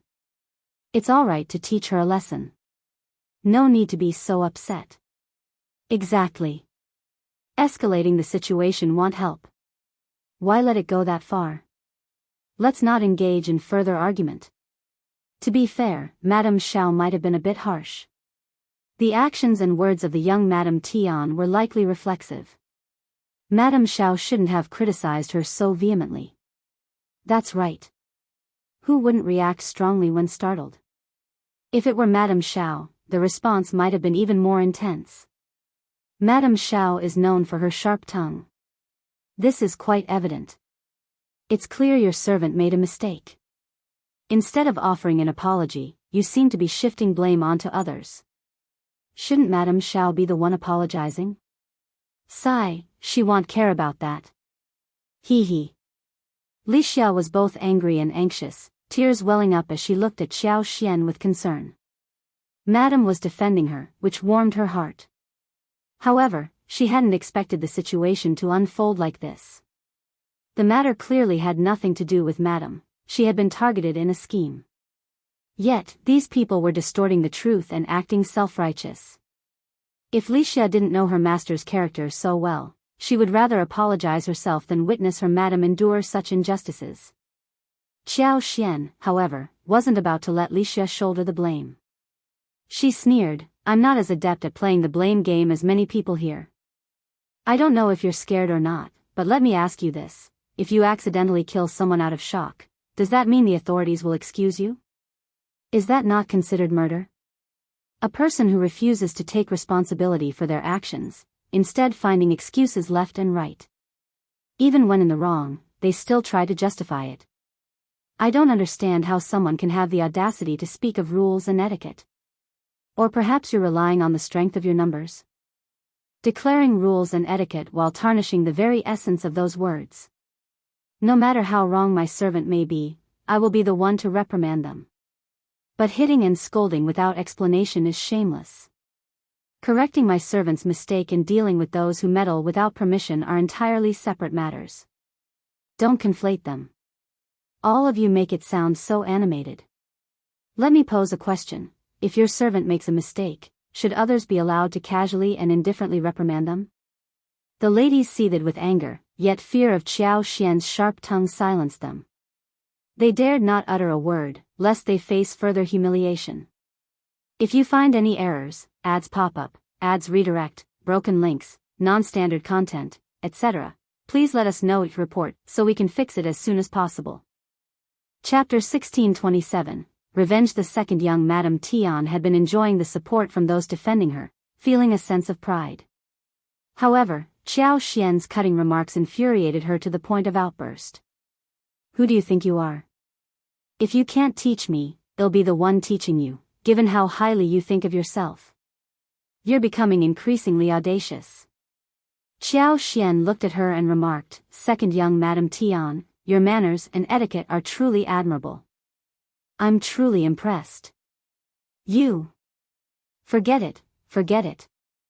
Someone quickly intervened, pulling second young Madame Tian aside and offering soft advice. Why stoop to the level of someone like her? Let it go, you're magnanimous. Don't say too much. Just then, Princess Consort and fourth Princess Consort sent someone to inquire about the situation. Attempting to downplay the matter, everyone put on smiles, eager to avoid further complications. Most importantly, they were well aware that they were in the wrong. Being unreasonable was one thing, but challenging Qiao Xian was another matter entirely. They knew they couldn't win. The embarrassment was palpable. While they suspected the fourth princess consort might take pleasure in seeing Qiao Xian face adversity, they hadn't wronged her before and felt too awkward to voice their opinions. The person seeking information wisely chose not to delve into the matter. It was the first month of the lunar calendar, a time for harmony and auspicious celebrations. Stirring up trouble was ill-advised. Consequently, the group proceeded ahead, deliberately ignoring Qiao Xian this time. They quickened their pace and maintained a distance from her and Li Xia. Li Xia, seething with anger, whispered to Qiao Xian, "Madam, these people are intolerable. Despite their claims of having manners, is this how they treat others?" Qiao Xian smiled and shared with Li Xia, "They treat people differently from us. We value treating people well, but they prioritize wielding power." Li Xia was taken aback, covering her mouth as she chuckled. Qiao Xian joined in the laughter. The silly girl had a generous heart, and that pleased Qiao Xian. "Is your face okay?" Li Xia shook her head hastily. "I'm fine. It's my fault for involving you, don't be silly. It's not about you. What happens to me has nothing to do with you. Don't be upset. These people will face consequences." Li Xia nodded, finding solace in Madam's reassurance. Little did she know that retribution would come sooner than expected. With the theater arranged, everyone took their seats. The prince's concubines engaged in lively conversations, choosing scenes for themselves. The madams of higher status also selected scenes. The troupe promptly began performing according to the script. Qiao Xian cast a glance at the trees in the yard outside the opera house, a cunning smile flickering across her eyes. Having developed and evolved persistently, she could now control plants to a certain extent without direct contact. Although the range of this control was smaller without direct touch, it proved convenient. While an outdoor setting would yield a better effect, the indoor theater was sufficient for Qiao Xian's purposes. Engrossed in the unfolding performance on stage, everyone's attention was captivated. Even the maidservants and older women standing behind, at the sides, and along the corridor outside craned their necks to catch a glimpse of the stage. Unbeknownst to anyone, the previously bare and gray branches of a crabapple tree in the West Mansion courtyard, with a diameter exceeding 20 centimeters, were gradually sprouting visible buds. These buds expanded, transformed into delicate pink blossoms, and slowly opened, revealing their vibrant hues, one by one. If you find any errors, ads pop up, ads redirect, broken links, non-standard content, etc., please let us know it report so we can fix it as soon as possible. Chapter 1628, Blossom. The entire transformation took less than 3 minutes. The once gray and barren crabapple tree now burst into a profusion of flowers. Pink blossoms densely adorned the branches, creating a breathtaking spectacle. The trees were now adorned with flowers, creating a vision of clouds. From a distance, it resembled a pink cloud gently swaying in the breeze under the bright sunlight, a truly beautiful sight. Once everything was accomplished, Qiao Xian retracted her power. Shortly after, exclamations filled the air. "Ah! It's blooming! Look, it's blooming! What? Can you believe it? The crabapple tree, it's blooming! Ah! Heavens, am I hallucinating? It was completely bare just a moment ago. I didn't imagine it. How is this possible? It's so peculiar. Heavenly Bodhisattva." The maidservants on the corridor were utterly astonished, their worldviews on the verge of shattering. Witnessing what seemed like a miracle, they couldn't contain their excitement, engaging in non-stop discussions. Caught up in their astonishment, the maidservants momentarily forgot themselves. Their animated conversation quickly drew the attention of those inside the opera house. Frowning, they went out to scold the maidservants, stern expressions on their faces. The maidservants, eager to share their discovery, all talked at once, pointing excitedly at the splendid crabapple tree bathed in sunlight. Witnessing the transformation, the maids and other servants couldn't help but widen their eyes and exclaim, "Ah!" Some of the elder ones even doubted their eyesight due to age and hastily rubbed their eyes, peering closely to ensure they weren't seeing things. The esteemed Auntie Tang stammered, When did these flowers bloom? Why wasn't it reported earlier? All the maidservants burst into laughter. You've got it wrong. The flowers just bloomed. We just noticed. That can't be possible. It's true, Auntie Tang. When the masters entered the opera house, there was nothing there. There's no reason for all of us to see and remember wrongly. What? Auntie Tang sought repeated confirmations. Eventually, she sighed, exchanging bewildered glances with the others. While it might be conceivable for one person to misperceive, or even 2 or 3 to overlook something, it defied belief that a group of 20 to 30 people could collectively misjudge and misremember such a sight. Auntie Tang was about to head into the opera house to report to the 4th princess consort when a commotion reached her ears. It appeared that a lady inside had inadvertently turned her head toward the row window and spotted the pink and beautiful crabapple flowers. She cried out in surprise, capturing everyone's attention. The allure of this sight far surpassed the scenes unfolding on stage. Now, all eyes were on the blossoms. The maidservants promptly hushed, retreating to the side obediently. However, their eyes sparkled with excitement. They had never witnessed or even heard of such an extraordinary phenomenon. Sharing this story with their companions, especially those in other residences, might be met with disbelief. Princess Consort, 4th Princess Consort, and the others approached, gazing up at the pink and plump flowers on the trees. Exclamations of awe escaped their lips. A lady broke into a smile, declaring, "This is a joyous occasion, a joyous occasion. It's a tremendous auspicious sign. It signifies that the 4th prince's residence is rich in vital energy and blessed by the heavens." All the madams and young ladies beamed, joining in the sentiment. Absolutely, the crabapple tree is a symbol of wealth, auspiciousness, and prosperity. At this moment, while flowers elsewhere remain unopened, the 4th prince's residence is already in full bloom. Truly remarkable. If you find any errors, ads pop up, ads redirect, broken links, non-standard content, etc., please let us know it report so we can fix it as soon as possible. Chapter 1629, A Fortune. These flowers, grass, and trees hold spiritual significance. Look at the vitality of these begonia flowers. The 4th prince's residence is sure to be blessed this year. It's an auspicious sign. Yes. The sentiments of everyone resonated with the 4th princess consort, filling her with joy. In contrast, the princess consort's face contorted with anger and disbelief as she glared at the blooming flowers. Good omen? Good luck? Spiritual presence in flowers and trees? Omens? The prince was born into the prosperous Tian family, and their wealth was already substantial. What more auspicious signs did the 4th prince desire? What additional good luck did he seek? Were they insinuating rebellion?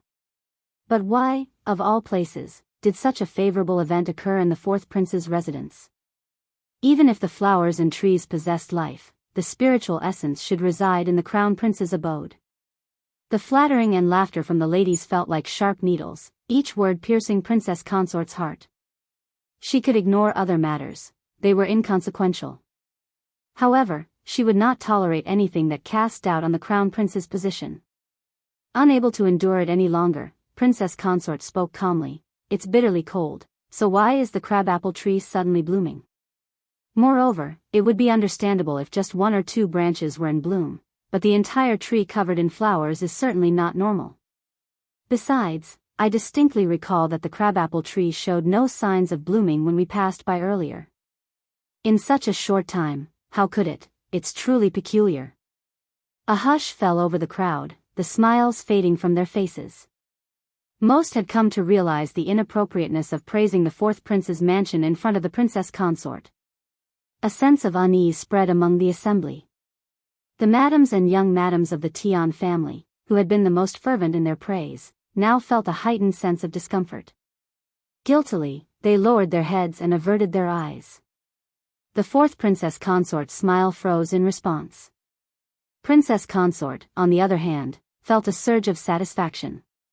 She smiled and quipped to the 4th princess consort, "Have you orchestrated something to bring such joy to everyone?" Internally seething, the the fourth princess consort had no intention of mocking anyone, especially not the princess consort. How would I know? The crabapple tree clearly bloomed. I find it quite beautiful. There's nothing strange about it. The world is filled with all sorts of peculiarities. What's the harm if a tree decides to bloom? I find the madam's reasoning quite plausible. This area likely boasts favorable terrain with abundant energy veins. The recent sunny weather and warmth have prompted the blooming, haven't they? She was not afraid of Princess Consort like others might be. It was a propitious omen, and she saw no reason to downplay it. Envy flashed in Princess Consort's eyes at the auspicious sign bestowed upon the fourth prince's mansion. However, her envy meant little. While simmering with fury internally, Princess Consort managed to maintain a composed demeanor. She smiled and remarked, "Fourth sister-in-law, your explanation seems rather baseless. If this location truly enjoys favorable conditions and warmth, there should be more than one crabapple tree here. Why is this the sole blooming tree? It doesn't add up." Furthermore, as we passed by earlier, this crabapple tree was still barren. Not a single flower bud was visible. The sudden burst of blossoms doesn't make sense. In my opinion, this is highly unorthodox. A momentary unease settled over the crowd, their expressions subtly shifting. Deep down, they found themselves increasingly aligned with Princess Consort's perspective. Indeed, this whole thing appeared highly weird.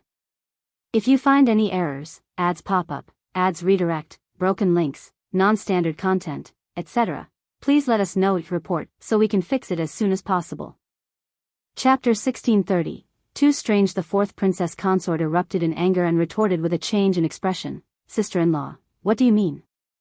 It's the first month of the lunar calendar. Who are you cursing?" Seeing the fourth princess consort lose her composure, Princess Consort felt a surge of satisfaction. She spoke in a calm and sincere tone. "Fourth sister-in-law, I'm not cursing anyone. I'm merely offering a friendly reminder. As the saying goes, truth is often unwelcome, but you shouldn't turn a blind eye to it.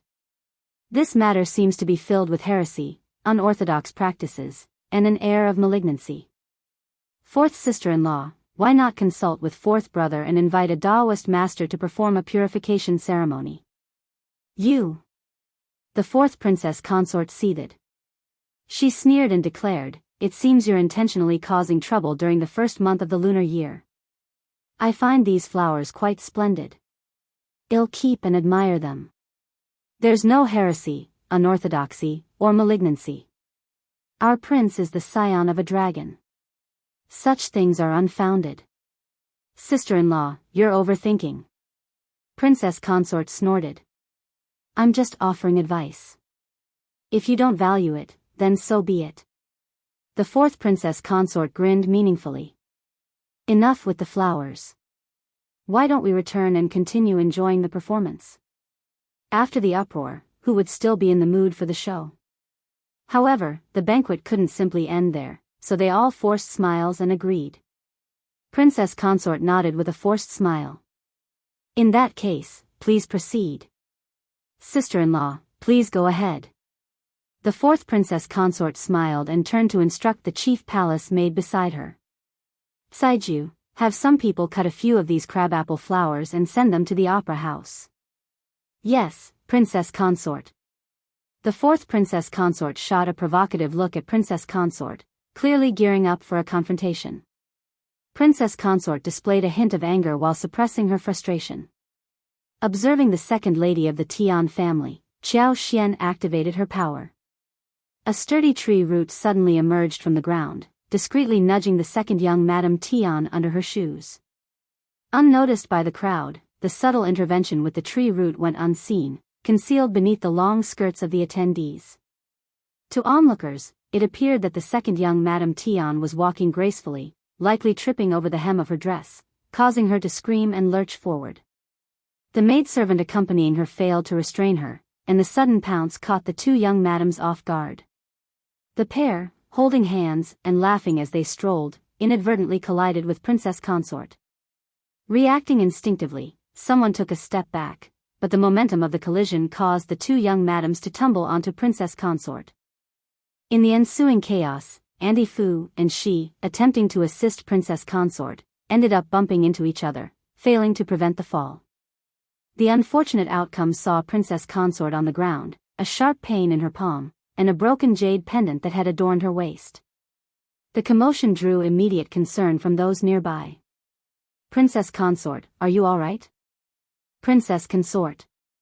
Wincing from the pain in her palm, Princess Consort concealed the bleeding wound, determined not to reveal her vulnerability. She accepted the help offered to her, all the while hiding the stained and broken aspects of her previously immaculate appearance. Despite the external assistance, the scene portrayed a stark contrast to her previous elegance, now marred by a mess of torn fabric and damaged attire. If you find any errors, ads pop up, ads redirect, broken links, non-standard content, etc., please let us know each report so we can fix it as soon as possible. Chapter 1631. Fighting face-to-face. Princess Consort found herself in an unprecedented state of embarrassment, her face flushed with anger and her overall appearance significantly marred. Witnessing the aftermath of their accidental collision, the two young madams immediately knelt down, fear etched across their pale faces. "Princess Consort, please forgive me, I didn't do it on purpose. Princess Consort, please forgive me." Facing their pleas, Princess Consort cast a cold, stern gaze upon them, her eyes then shifting to second young Madame Tian, who appeared utterly frightened. Kneeling in submission, second young Madame Tian pleaded, "I didn't do it on purpose. Princess Consort, please forgive me." Deep down, second young Madame Tian felt both vexed and distressed. She couldn't comprehend what had transpired. Why had the flat ground seemingly transformed into uneven terrain, causing her to trip and fall in such a pitiful state? Upon regaining her senses, she scrutinized the ground, finding no irregularities. Perplexed, she suspected an illusion. Attempting to shift blame onto Qiao Xian, she realized that Qiao Xian stood too far away to be responsible. Forced to confess, second young Madame Tian found herself at a loss. Qiao Xian, observing the trio in their humbled state, recognized them as those who had mocked her. The notion of retribution lingered in her thoughts. However, she couldn't openly revel in it, resigned to savoring her satisfaction in solitude. The fourth Princess Consort relished the situation, thinking to herself, "You couldn't stand our nonsensical talk, could you? Heh, karma has arrived, hasn't it?" She found satisfaction in witnessing the person who valued her dignity the most making a public spectacle of herself. Approaching the distressed trio, the fourth Princess Consort expressed concern, "I don't believe they did it intentionally. It's the first month of the lunar year, and they've admitted their mistake. Sister-in-law, let's forgive them. How about I accompany you to change?" Given the unintentional nature of the incident, Princess Consort had no grounds for punishment. Suppressing her grievances, she generously raised her hand, saying, "All right, get up. I understand that it wasn't deliberate." "Thank you, Princess Consort." The three of them sighed in relief and helped the maidservant to her feet. As the fourth Princess Consort led Princess Consort to change, she instructed the other Princess Consorts to invite the guests into the theater, as the show couldn't proceed until Princess Consort arrived. Taking advantage of the moment, Qiao Xian approached second young Madame Tian and addressed her with a sly smile, ensuring her voice carried enough for those nearby to hear. "Princess Consort, your grace and magnanimity truly exemplify royal decorum. No need to argue with second young Madame. Thankfully, my Licia didn't accidentally push her down, or she might have faced severe scolding." Second young Madame Tian held her breath and shot a glare at Qiao Xian, recognizing her own wrongdoing but avoiding further confrontation. Qiao Xian smiled and walked past her with Licia, determined to find an opportunity for a comeback. She was prepared to endure mockery if it meant resisting the pressure to please Princess Consort and fourth Princess Consort. With plans to leave the capital soon, she cared little for potential consequences. She would not return anytime soon, and even if she did, she wouldn't rely on connections. There was little to worry about. If you find any errors, ads pop up, ads redirect, broken links, non-standard content, etc., please let us know each report so we can fix it as soon as possible. Chapter 1632. the fourth prince's residence is famous. Second young Madame Tian's acquaintances exchanged glances and sighed inwardly. Madame Shao seemed too stubborn for her own good. Was she oblivious or clever? Even with Lord Shao in dire straits, she failed to grasp the importance of maintaining a low profile, building favorable connections, and avoiding unnecessary conflicts. Instead, she seemed determined to offend others to the point of no return. This, oh well, let her be. She who is down need not fear a fall, so she might as well embrace a vicious cycle. It was wiser not to provoke her again. Mocking her further would only lead to embarrassment. Word quickly spread about Qiao Xian mocking second young Madame Tian, but the ladies viewed it with indifference. Fortunately, the situation finally calmed down. No one dared to accuse her of ingratiating herself with fourth princess consort and princess consort. Princess consort, disgruntled, left the gathering promptly after changing her clothes. Aware of her mood, the fourth princess consort saw her off. With princess consort's departure, the audience couldn't continue enjoying the show, prompting a gradual dispersal of guests, including Qiao Xian. In the end, only a few close associates of the fourth princess consort concocted excuses to stay for a small gathering. The fourth princess consort felt thoroughly aggrieved. Princess consort's outburst had marred the banquet, and the lingering guests couldn't help but glance at the begonia tree in full bloom. The fourth princess consort's heart raced with anxiety. To dispel the joy, she ordered red silk to be fetched and draped over the tree. After all, the blooming flower was deemed too peculiar. Heretical and untimely, the blossoming of the crabapple tree posed an awkward situation for the fourth princess consort. The incident occurred during the banquet, and its conspicuousness made it impossible to conceal. Now, she had the daunting task of devising an explanation for the public. Qiao Xian seemed to revel in creating headaches for her, preventing her from finding further trouble. The thought of presenting her with a unique gift, ensuring her name echoed throughout the capital, filled Princess Consort with satisfaction, despite harboring anger within. Returning home, she shed her cumbersome attire and erupted in frustration. It was evident that the fourth Princess Consort orchestrated this intentionally, making things challenging for her. The arrogance and meddling of the Tian family irked her, and Qiao Xian's distant attitude upon seeing Shao Yunduan puzzled her. What did she imply? None of them are trustworthy. News of the sudden blossoming of a crabapple tree in the fourth prince's residence spread rapidly, accompanied by vivid descriptions. Many reacted with disbelief, deeming the situation absurd. Despite initial skepticism, the solemn vows and first-hand accounts from family members compelled people to reluctantly accept this improbable truth. Various interpretations emerged, with some seeing it as an auspicious sign and others deeming it ominous.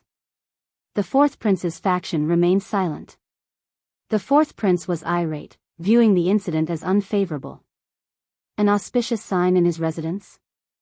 He is just a prince, the omen should be occurring in the palace or the crown prince's residence, not in his. What would his father and the crown prince think of him? If you find any errors, ads pop up, ads redirect, broken links, non-standard content, etc., please let us know each report so we can fix it as soon as possible. Chapter 1633. She doesn't understand. How was he going to explain this? Could it be that he had to claim it was an evil creature? That would be inauspicious. The fourth prince could not help but scold the fourth princess consort. The fourth princess consort felt wronged. How was she supposed to know that this would happen? If she had known, she would not have attended the banquet that day. Sure enough, the emperor had heard the news too. He even sent a young eunuch to the fourth prince's mansion to investigate. The fourth prince was scared out of his wits. He insisted that he didn't know what was going on either. It must be that this crabapple tree was good-looking, energetic, and overnourished. It bloomed just like that. This wasn't a sudden bloom. There were flower buds on the tree to begin with, but they weren't conspicuous. No one paid attention, so they naturally neglected it. Then, because of the warm weather, they all bloomed at once. There were all kinds of strange things in the world. The fourth prince even suggested that it was indeed rare to see a crabapple tree bloom so well at this time. Why not have someone carefully dig it out and send it to the palace so that father could admire it? The young eunuch did not dare to make this decision and went back to report in detail. The emperor didn't want the tree. He said that it wasn't easy for the crabapple tree to grow so big. He would keep it for himself. Seeing that his father had no intention of blaming him for this, the fourth prince heaved a sigh of relief. While the fourth prince heaved a sigh of relief, the crown prince felt very uncomfortable. An auspicious sign? What kind of auspicious sign did his fourth brother want? Was he not even going to hide it? Although many people said that this matter was too strange and most likely not a good thing, the crown prince was more inclined to believe it. However, there were still individuals who insisted that this was an auspicious sign. This matter lodged like a thorn in his heart, causing him profound unease and discomfort. Prompted by a reminder, the crown prince suddenly recollected that Qiao Xian was the one who had rescued the peony flowers in the court. Perhaps she possessed more knowledge about such matters than anyone else. Consequently, he urged Princess Consort to dispatch someone to consult Qiao Xian.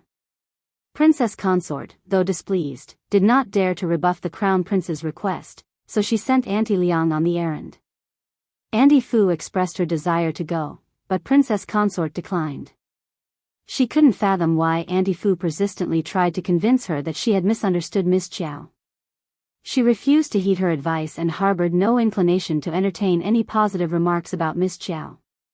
Auntie Liang adopted a much more agreeable attitude this time. Bearing the crown prince's mission in mind, she recognized Qiao Xian's reputed temperament and refrained from putting on airs. After all, even if Qiao Xian became the target of the crown prince and princess consort's disdain, it wouldn't bode well for Auntie Liang. Qiao Xian hadn't anticipated a visit from the East Palace for such a matter. Wasn't this an exaggeration? Although Qiao Xian expressed her surprise, she couldn't explain why, so she offered her apologies. Auntie Liang displayed no surprise. Qiao Xian knew about peony flowers, but expecting her to be an expert on all flowers would be unreasonable. Smiling, Auntie Liang advised, in that case, I'll convey this message to you. Moreover, it's best to keep this knowledge to yourself. Disclosing it may lead to unwarranted speculation and complications. What are your thoughts, Madame Shao? She wanted her to remain discreet. Qiao Xian nodded. Certainly. Auntie Liang departed satisfied. When the fourth princess consort extended an invitation to Qiao Xian for the banquet, and when princess consort organized the event, she didn't want to exclude Qiao Xian, so she invited her as well. Qiao Xian found herself spending another day in the crown prince's mansion. If you find any errors, ads pop up, ads redirect, broken links, non-standard content, etc., please let us know each report so we can fix it as soon as possible. Chapter 1634, Cloud Water Town. It wasn't until the 11th that Qiao Xian and Shao Yunduan finally took a break and headed straight to Cloud Water Town with Li Xia and their companions. On the farmland in Cloud Water Town, land lay bare and untended. The earliest they could start cleaning and preparing the land would be February. Actual farming would commence when the weather warmed up, with the subsequent 2 rounds of spring rain nurturing the soil. Despite the barren fields, the manor was brimming with activity. Qiao Xian had become a favorite among the children, who adored her warmth and the abundance of sweets, snacks, and fruits she shared. Qiao Xian enjoyed preparing various foods. With a sizable crowd around, cooking might be inconvenient, but barbecue, dumplings, buns, and steamed rice cakes proved to be practical choices. Laughter echoed through the entire courtyard every day. Occasionally, when the weather permitted, Qiao Xian and Shao Yunduan would venture out to climb mountains. Under the vast sky and expansive landscape, clarity and openness prevailed. Ai, Sun Bai, and Sun Qian excelled at hunting, and Qiao Xian's interest in hunting rekindled. She joined them in the forest for a hunting expedition.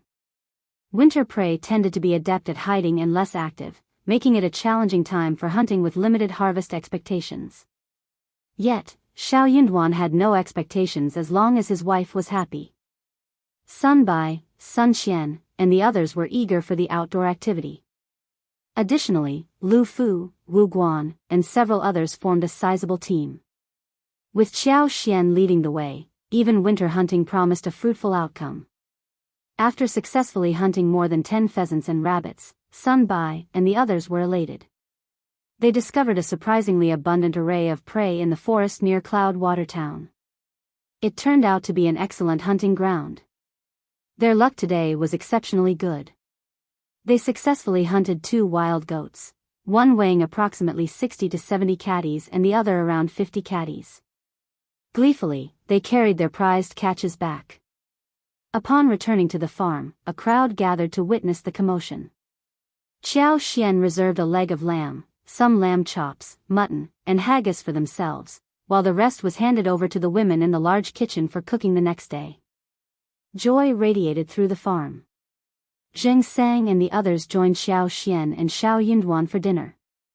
Fresh lamb bones were stewed along with the mutton, and a hearty bowl was served with cabbage, vermicelli, scallions, and coriander. The enticing aroma wafted throughout the yard. The table was adorned with steamed mutton, stewed pheasant with wild mushrooms, spicy rabbit meat, stir-fried pea seedlings, stir-fried eggs with winter melon slices, pickled radish shreds, and pine eggs, a festive spread befitting the spring festival. Qiao Xian and Shao Yunduan departed on the 18th day of the first month. In the preceding days, news had spread across the farm that their old master and madam were leaving the capital. The tenants continued with their farming duties following the established routines, and their own farmers performed their assigned tasks. Adhering to Song's recommendation, Qiao Xian and Shao Yunduan appointed Zhang Jia as the leader of this area. Zhao Shu would send periodic checks on Zhang Jia, and Xiao Xian provided a means for him to communicate with Zhao Shu. Zheng Sang and the others continued to reside on the farm, receiving wages according to the terms of their contract. During their time on the farm, Zheng Sang and the others enjoyed a tranquil and secure life. They harbored no worries about securing hard work or food for the next day. Grateful and trusting, they held Xiao Xian and Shao Yunduan in high regard. If you find any errors, ads pop up, ads redirect, broken links, non-standard content, etc., please let us know each report so we can fix it as soon as possible. Chapter 1635, Planning to Accompany. Upon learning that Shao Yunduan was slated for a transfer, reluctance hung in the air among the community. Curious children persistently inquired about Xiao Xian's return to the capital, unable to bear parting with Shao Yunduan. To them, the notion of An's province held no significance, and they assumed Lord Shao's relocation was merely a result of a promotion to another place. In contrast, Zheng Sang, Lu Changming, Wu Guan, and the others were familiar with Nzizhou. However, they chose not to disclose the details to the broader group, deeming it unwise to stir emotions. Even if others were aware, it wouldn't alter the situation. Ignorance, in this case, seemed preferable. Yet, they couldn't remain idle. After deliberation, Zheng Sang proposed that Lord Shao and Madame Shao required assistance while out of town. Consequently, he decided to bring some capable individuals, along with good seedlings, to An's province with Shao Yunduan and Xiao Xian. Despite Shao Yunduan's gratitude, Zheng Sang and the others insisted on accompanying him. Recognizing their capabilities and self-defense skills, Shao Yunduan accepted their offer with thanks. Zheng Sang chuckled heartily. "Lord, you're too polite. This is what we should do." Since their arrival at the farm, Zheng Sang had consistently addressed Xiao Xian and Shao Yunduan as Madam and Lord. The couple had provided shelter and stability to over 70 individuals, offering them a prolonged period of contentment. In their time of need, turning a blind eye and reveling in peace would be inhumane. Moreover, after years of confinement, the group was eager to explore the world beyond. Following thorough discussions, Zheng Sang and the others decided that Zheng Sang, Wu Guan, and Yang Mu, a returning army veteran, would be accompanied by 10-year-old Lu Qian, Mo Li, Lu Fu, Madame Song, Shaoer, Qing Lian, Ms. Miao, and Xiao Qiao, a total of 11 people. If Shao Er expressed the desire to go, Ms. Song wouldn't hinder her son. Naturally, she would follow suit. Ms. Miao took the initiative to join, being close to Ms. Song. With a companion in tow, it would be convenient for household tasks and organizing for the journey. Qiao Qiao, unable to bear parting with Qing Lian, was overjoyed. Thus, the decision was finalized. Lu Changming, Song Guangyao, and others stayed at the manor to attend to the remaining people and manage the estate. With the decision made, preparations were underway. Given the considerable distance, procuring a carriage became imperative. A pre-made one wouldn't suffice. Modifications were needed to enhance sturdiness and comfort.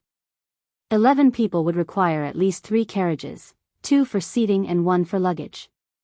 Qiao Xian initially thought 4 carriages would be more comfortable, but Zheng Sang and the others argued that 2 would suffice.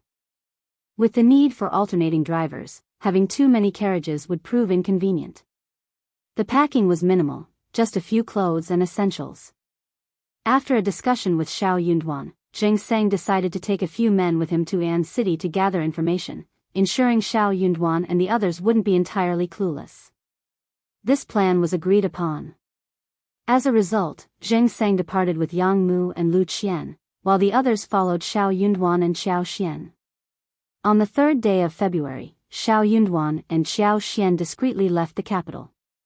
If you find any errors, ads pop up, ads redirect, broken links, non-standard content, etc., please let us know it report so we can fix it as soon as possible. Chapter 1636. Leaving the capital early in the morning, a discreet carriage gradually departed from the capital, blending into the vast and bustling crowd. Once outside the city, Qiao Xian couldn't resist lifting a corner of the curtain to peer outside. Turning to Shao Yunduan with a smile, she remarked, "This will be a positive change for us. Let us soar in the heavens and swim in the vast sea." Regardless of the crown prince's fortune, they had no desire to revel in his glory. If the crown prince faced misfortune, they aimed to avoid entanglement. Shao Yunduan chuckled, embracing Qiao Xian. "Your sentiments echo exactly what your husband is thinking. You and I share an unspoken understanding." The two exchanged smiles. Wu Guan awaited them 20 miles away. Upon their rendezvous, the group set off together. 7 carriages moved in unison, presenting a majestic sight. However, for travelers embarking on a long journey, their luggage was surprisingly minimal. The crown prince contemplated whether he should meet Shao Yunduan before his departure. Despite everything, Shao Yunduan was still aligned with him. Shao Yunduan's stubbornness kept him from betraying the crown prince. In the crown prince's heart, he still held admiration for Shao Yunduan and wished for him to reconsider. Yet, summoning him for a meeting might imply a concession, making the crown prince feel somewhat embarrassed, typical of his indecisive nature. However, Shao Yunduan had already set out before the crown prince could make a decision. After Shao Yunduan's departure, the crown prince felt a twinge of annoyance. Princess consort sensed his thoughts and attempted to persuade him. "You've done everything you could for Lord Shao. Without your recognition and support, he wouldn't have achieved such prominence with his background and lack of connections. He wouldn't have offended the Tian family upon arriving in the capital because of Miss Qiao. These are all your doings. He could have had a better future, but because of Miss Qiao, he chose this path and let down your kindness and expectations. In my opinion, he's a fool. It's good that he's gone. Crown Prince, you don't have to blame yourself. You didn't do anything wrong." Hearing Princess Consort's words, the Crown Prince couldn't help but laugh. He burst into laughter and said, "I was feeling uneasy, but after hearing what you said, I feel much better. You are indeed my good wife." Princess Consort smiled shyly. "It is my duty. It is my good fortune to have such a good wife like Princess Consort. As for Officer Shao, well, let's not dwell on it. Is Mr. Xie still at your home?" Princess Consort was uncertain of Xie Jinggrong's whereabouts in her own home, but as he was on good terms with her nephew, she nodded with a smile. "Yes, he has always been around. I will ask someone to inform him to meet you." This year marked Qi Xian's 47th year. In July, there would be another fall quarter examination, and in the following spring, another spring quarter examination after 3 years. A new primus would be crowned. The crown prince harbored the hope that Xie Jingrong would be the new primus. By then, Shao Yunduan would fade into obscurity. People would remember the crown prince's failure in retaining his trusted officer. The crown prince shared this sentiment. He nodded and smiled. If you find any errors, ads pop up, ads redirect, broken links, non-standard content, etc., please let us know your report so we can fix it as soon as possible. Chapter 1637, Eldest Young Master Qiao left unexpectedly. 3 days passed, and Princess Consort had not received a reply. Growing increasingly anxious, Princess Consort personally sent Auntie Fu to inquire. Feeling the urgency of the matter, she couldn't afford any further delay. What would the Crown Prince think of her if she couldn't handle such a simple task? To her dismay, Auntie Fu returned with troubling news for Princess Consort. Mr. Qiao had left the capital, intending to visit friends in Gubei and wouldn't be back for a month or two. It was also possible that he might not return to the capital anytime soon, depending on his mood. Princess Consort was dumbfounded. In fact, her maternal family, the Fu family, was equally stunned. They dared not take the initiative to inform her that young Master Qiao had left a message and departed. The news had left them searching for words. Xie Jingrong had stayed in the capital to cover up for Qiao Xian and Shao Yunduan, discussing the situation in An's province with Shao Yunduan. He had maintained a facade of politeness. However, when Shao Yunduan and Qiao Xian departed, he didn't even show up to bid them farewell. Unhappy and unable to tolerate the situation any longer, he decided to leave the capital. The more the Crown Prince expressed goodwill, the more repulsed Xie Jingrong felt.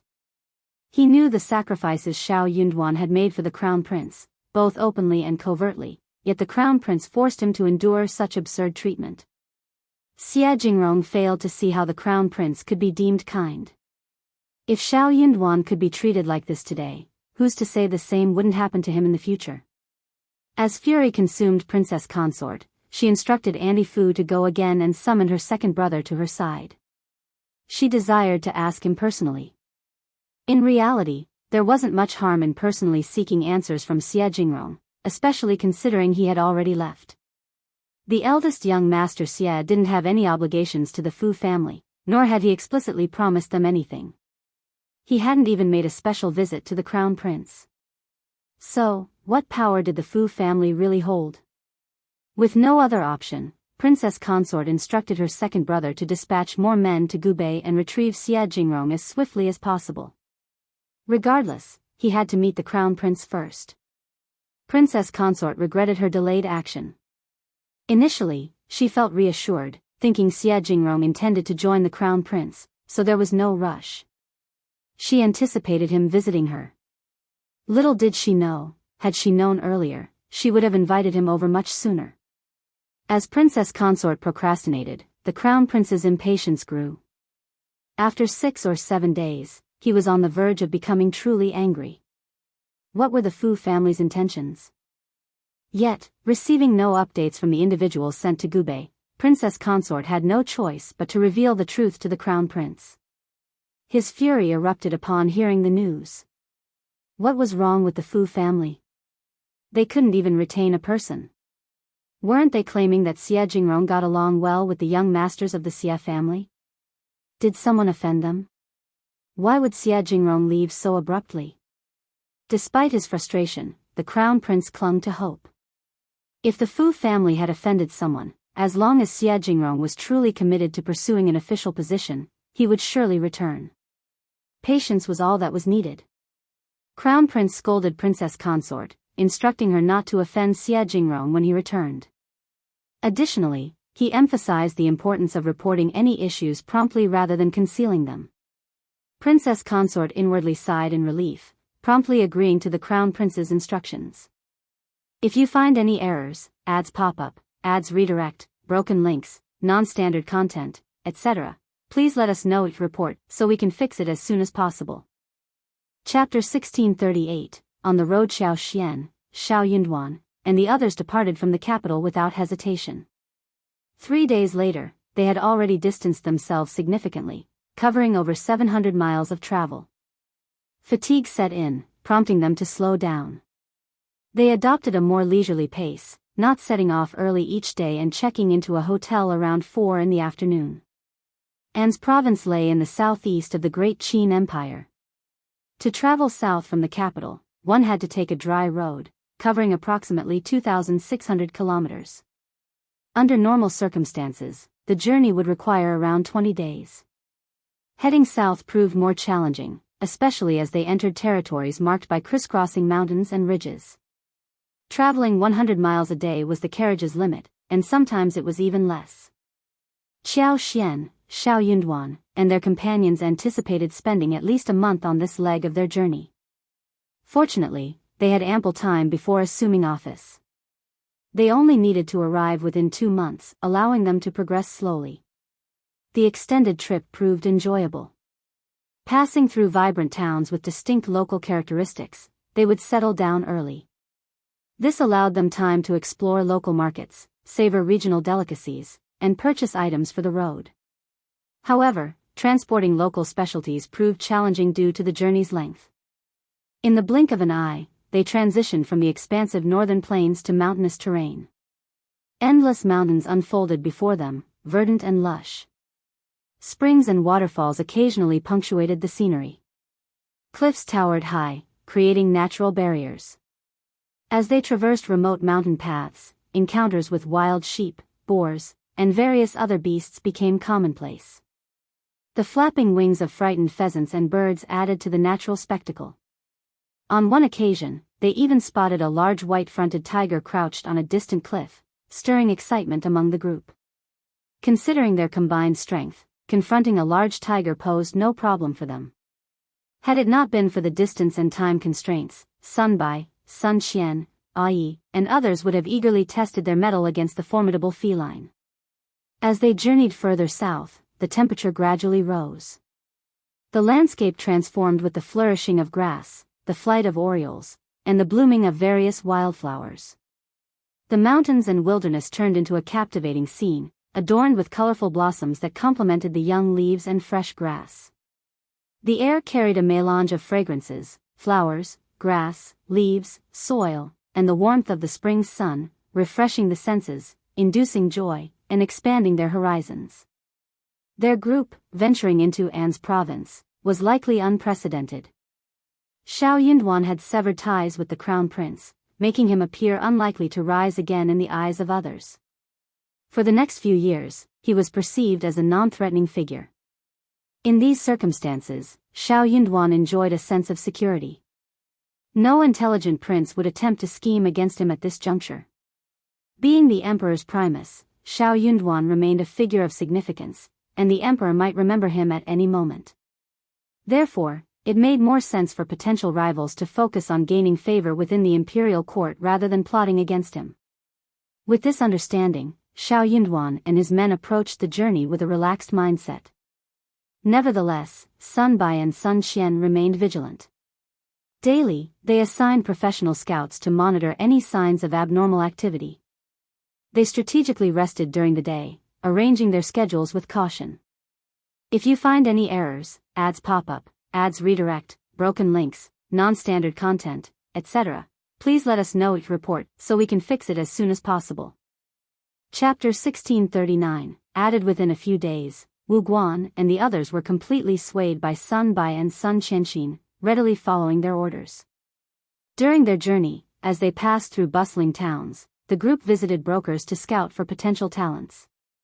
Qiao Xian and Shao Yunduan had limited personnel at their disposal, and Song's experience, along with Qin Yan's versatility, were insufficient. By the halfway point of their trip, they had essentially acquired everything they needed. For new girls named Kai Hua, Kai Yue, Kai Ming, and Kai Yun, aged between 12 and 14, joined the group. Li Chuan and Li Xia took charge of looking after them. Upon reaching their destination, Li Qiao and Li Xia would serve as Qiao Xian's attendants, managing internal and external affairs, while the 4 girls handled miscellaneous tasks. Mian, having worked as a street vendor from a young age, proved to be intelligent and adept at quick-witted tasks. Qiao Xian, impressed with her capabilities, decided to mentor her. Mian made significant progress in accounting, and Qiao Xian planned to gradually entrust her with account books and some properties. Mian's enthusiasm for the job was evident, her eyes lighting up when handling calculations. In this respect, Li Xia and Li Qiao couldn't compare. They found accounting challenging, and although Qiao Xian had tried teaching them before, she eventually gave up. Two more families, Xia Sanjiao and his wife with a pair of children, and Caillou's parents, were added to the group. Qiao Xian named the 4 page boys Jia, Yi, Bing, and Ding, around 13 or 14 years old, and assigned them to Songshi. Sun Bai and Sun Xian aimed to select promising individuals for martial arts training, but they only identified 3, all under the age of 12. As a result, the entire team nearly doubled in size, requiring 3 additional carriages. Fortunately, the remaining journey was not extensive, and in a few days, they would reach their destination. On a particular day, Qiao Xian's secret could no longer be concealed. She was pregnant, nearly 3 months along. She had kept this information from Shao Yunduan, fearing that if he knew, he would hesitate to leave the capital. Despite initial worries, Qiao Xian found solace in the belief that her superpower would safeguard her child. When Shao Yunduan heard the news, he was stunned. His immediate concern was for Qiao Xian's well-being, anxiously holding her hands and attentively inquiring about her health, fatigue, and cravings. Amused, Qiao Xian laughed, instructing him to treat her as he always had. Shao Yunduan, however, couldn't fathom it being the same and grew increasingly worried. He suggested having Yi and Sun Bai stay with her or proposed returning to their house. He believed her life would be better and happier in Shaoding village. Her mother and sister-in-law would be overjoyed at the news, and the extended family could assist in taking care of her. Most importantly, it would be much safer at home. Yet, Qiao Xian firmly refused. She pressed herself into his arms, declaring that she would only go where he went. Looking up at him with a gentle smile, she teased, "If I don't guard you, countless fairies will pounce on you. If you find any errors, ads pop up, ads redirect, broken links, non-standard content, etc., please let us know each report so we can fix it as soon as possible." Chapter 1640, Pregnant. Caught between laughter and tears, Shao Yunduan insisted, "I promise, absolutely not." But Qiao Xian refused to listen, covering her ears defiantly. "I'm not listening." Shao Yunduan attempted to speak, but Qiao Xian persisted, playfully blocking out his words. After a brief standoff, Shao Yunduan decided to revisit the topic. "Why didn't you tell me that you're pregnant? If I hadn't sensed something was amiss, how long were you planning to keep it from me?" Feeling a pang of guilt, Qiao Xian rolled her eyes and snuggled against his chest. "I found out myself not long ago, because I was on the road." "On the road?" Shao Yunduan found the explanation odd but initially didn't dwell on it. However, upon reflection, he berated himself for being foolish. Although her appearance hadn't changed, her actions and eating habits had become more cautious. He recalled her constant claims of tiredness and reluctance to be touched since leaving the capital. At the time, he attributed it to concerns about An's province. Now, he realized it was more than that. He chided himself for not paying closer attention and waiting until today to notice. Unconvinced by Qiao Xian's explanation, Shao Yunduan couldn't bring himself to believe it. Feeling a hint of panic, Qiao Xian changed her story. "I found out a few days ago, but I was afraid you would keep me here, so I kept it a secret. I've been trying to find the right time to tell you, but I haven't found the opportunity. Anyway, you know now. Look, I'm fine." Shao Yunduan struggled to control his anger. "You're right." Luckily nothing happened, otherwise, he couldn't even bear to think about the potential consequences. The mere thought made his heart tremble, and cold sweat broke out on his back. This was their first child. Qiao Xian, sensing his distress, subconsciously tightened her arms around herself. She gently caressed his long fingers and spoke softly, "This is our first child, and I know what I'm doing. I will protect him well. Look, he's fine, right? Please don't blame me." Shao Yunduan sighed helplessly. "I'm not blaming you. Do you really not want to go home?" "No." Unable to force her, Shao Yunduan conceded. Okay, the plan had to change. The safety of Qiao Xian and the child became the top priority. Qiao Xian, relieved that Shao Yunduan didn't force her to leave, began to comfort him. "Husband, consider this, I'm pregnant, and you need to take care of me. People will be negligent, not keeping a close eye on us, and not taking us seriously. We can set up the trap slowly, catching them off guard. Isn't that good? She gently stroked her yet-to-swell abdomen, a smile playing on her lips. This child came at the right time. What a good child. As soon as she came, she numbed the enemy for her parents. Caught between laughter and tears, Shao Yunduan threw her a look. My wife is right, what a good child. Qiao Xian smiled proudly, and Shao Yunduan, filled with tenderness and happiness, moved closer to her. Rubbing his face against hers, he smiled brightly. Wife, we are going to have a baby. We are already on the way to having a child. Yes, I was wrong. We are already on the way to having our child. He laughed happily. We are finally on the way to having a child. If you find any errors, ads pop up, ads redirect, broken links, non-standard content, etc., please let us know each report so we can fix it as soon as possible. Chapter 1641. Be careful. Qiao Xian's heart melted as well. She looked up at him with a smile and couldn't help but kiss him. Husband, have you been waiting for this child for a long time? Qiao Xian leaned against Shao Yunduan and asked slowly. Of course not. Shao Yunduan burst into laughter and took her in his arms. We will have a child sooner or later. Qiao Xian almost asked what if she was not able to give birth, but then she realized that what she said was inauspicious. The baby in her stomach was so aggrieved. So she changed her words and said with a smile, yes, I think so too. After some thought, she added, I want to have a girl and a boy. Shao Yunduan smiled, looking even more gentle. I want to, too. Let's work hard. Qiao Xian burst into laughter and blushed. Still concerned, Shao Yunduan asked someone to get a doctor to check on her. The news of Qiao Xian's pregnancy was also announced. Everyone was happy for them and congratulated them endlessly. Shao Yunduan looked very happy and full of smiles. He asked Li Xia and Li Qiao to cook the eggs and distribute them to everyone. He also gave out numerous red packets, making everyone very happy. After the doctor carefully examined her, he also congratulated her with a smile, indicating that the child in Madame Shao's stomach was very healthy. Both mother and child were in excellent condition. Shao Yunduan, still in disbelief, asked for more details and then requested Songshe to bring another doctor. He only felt at ease when the two doctors confirmed the same result. Caught between laughter and tears, Qiao Xian said to him with a smile after the second doctor left, Are you relieved now? Shao Yunduan looked at her with a smile. How could he be assured? They still had to travel. Although the doctor said that as long as she walked slowly, took care of herself on the way, paid attention to rest, and checked regularly, she should be fine.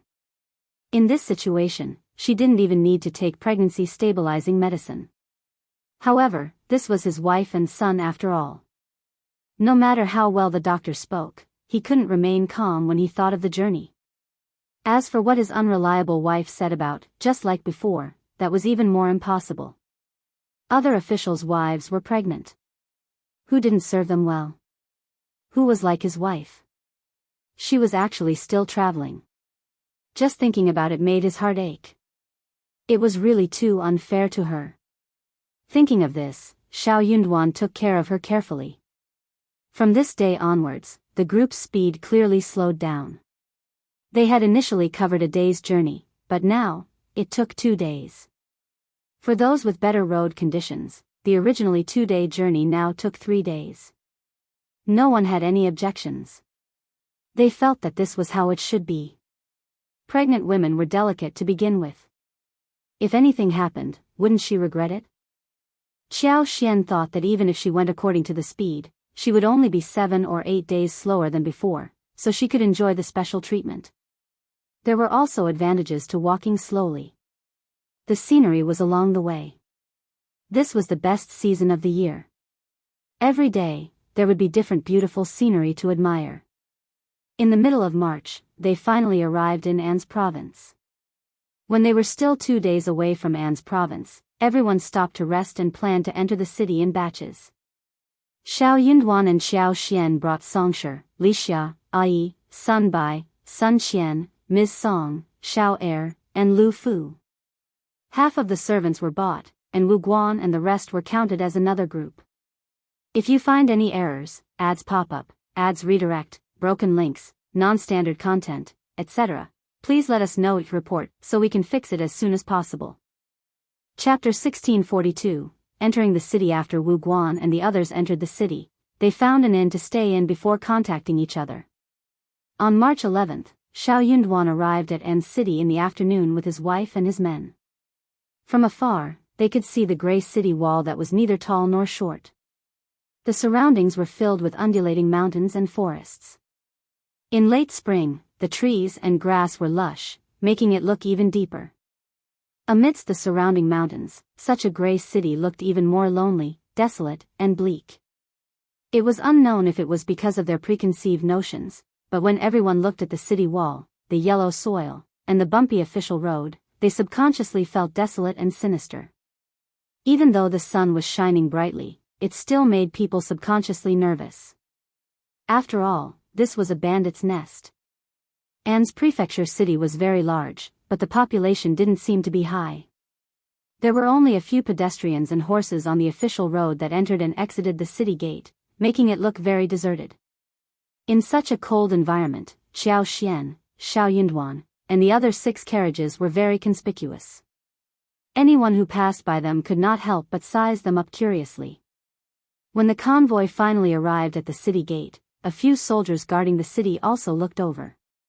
Just as their carriage was about to enter the city, a few soldiers moved. Stop!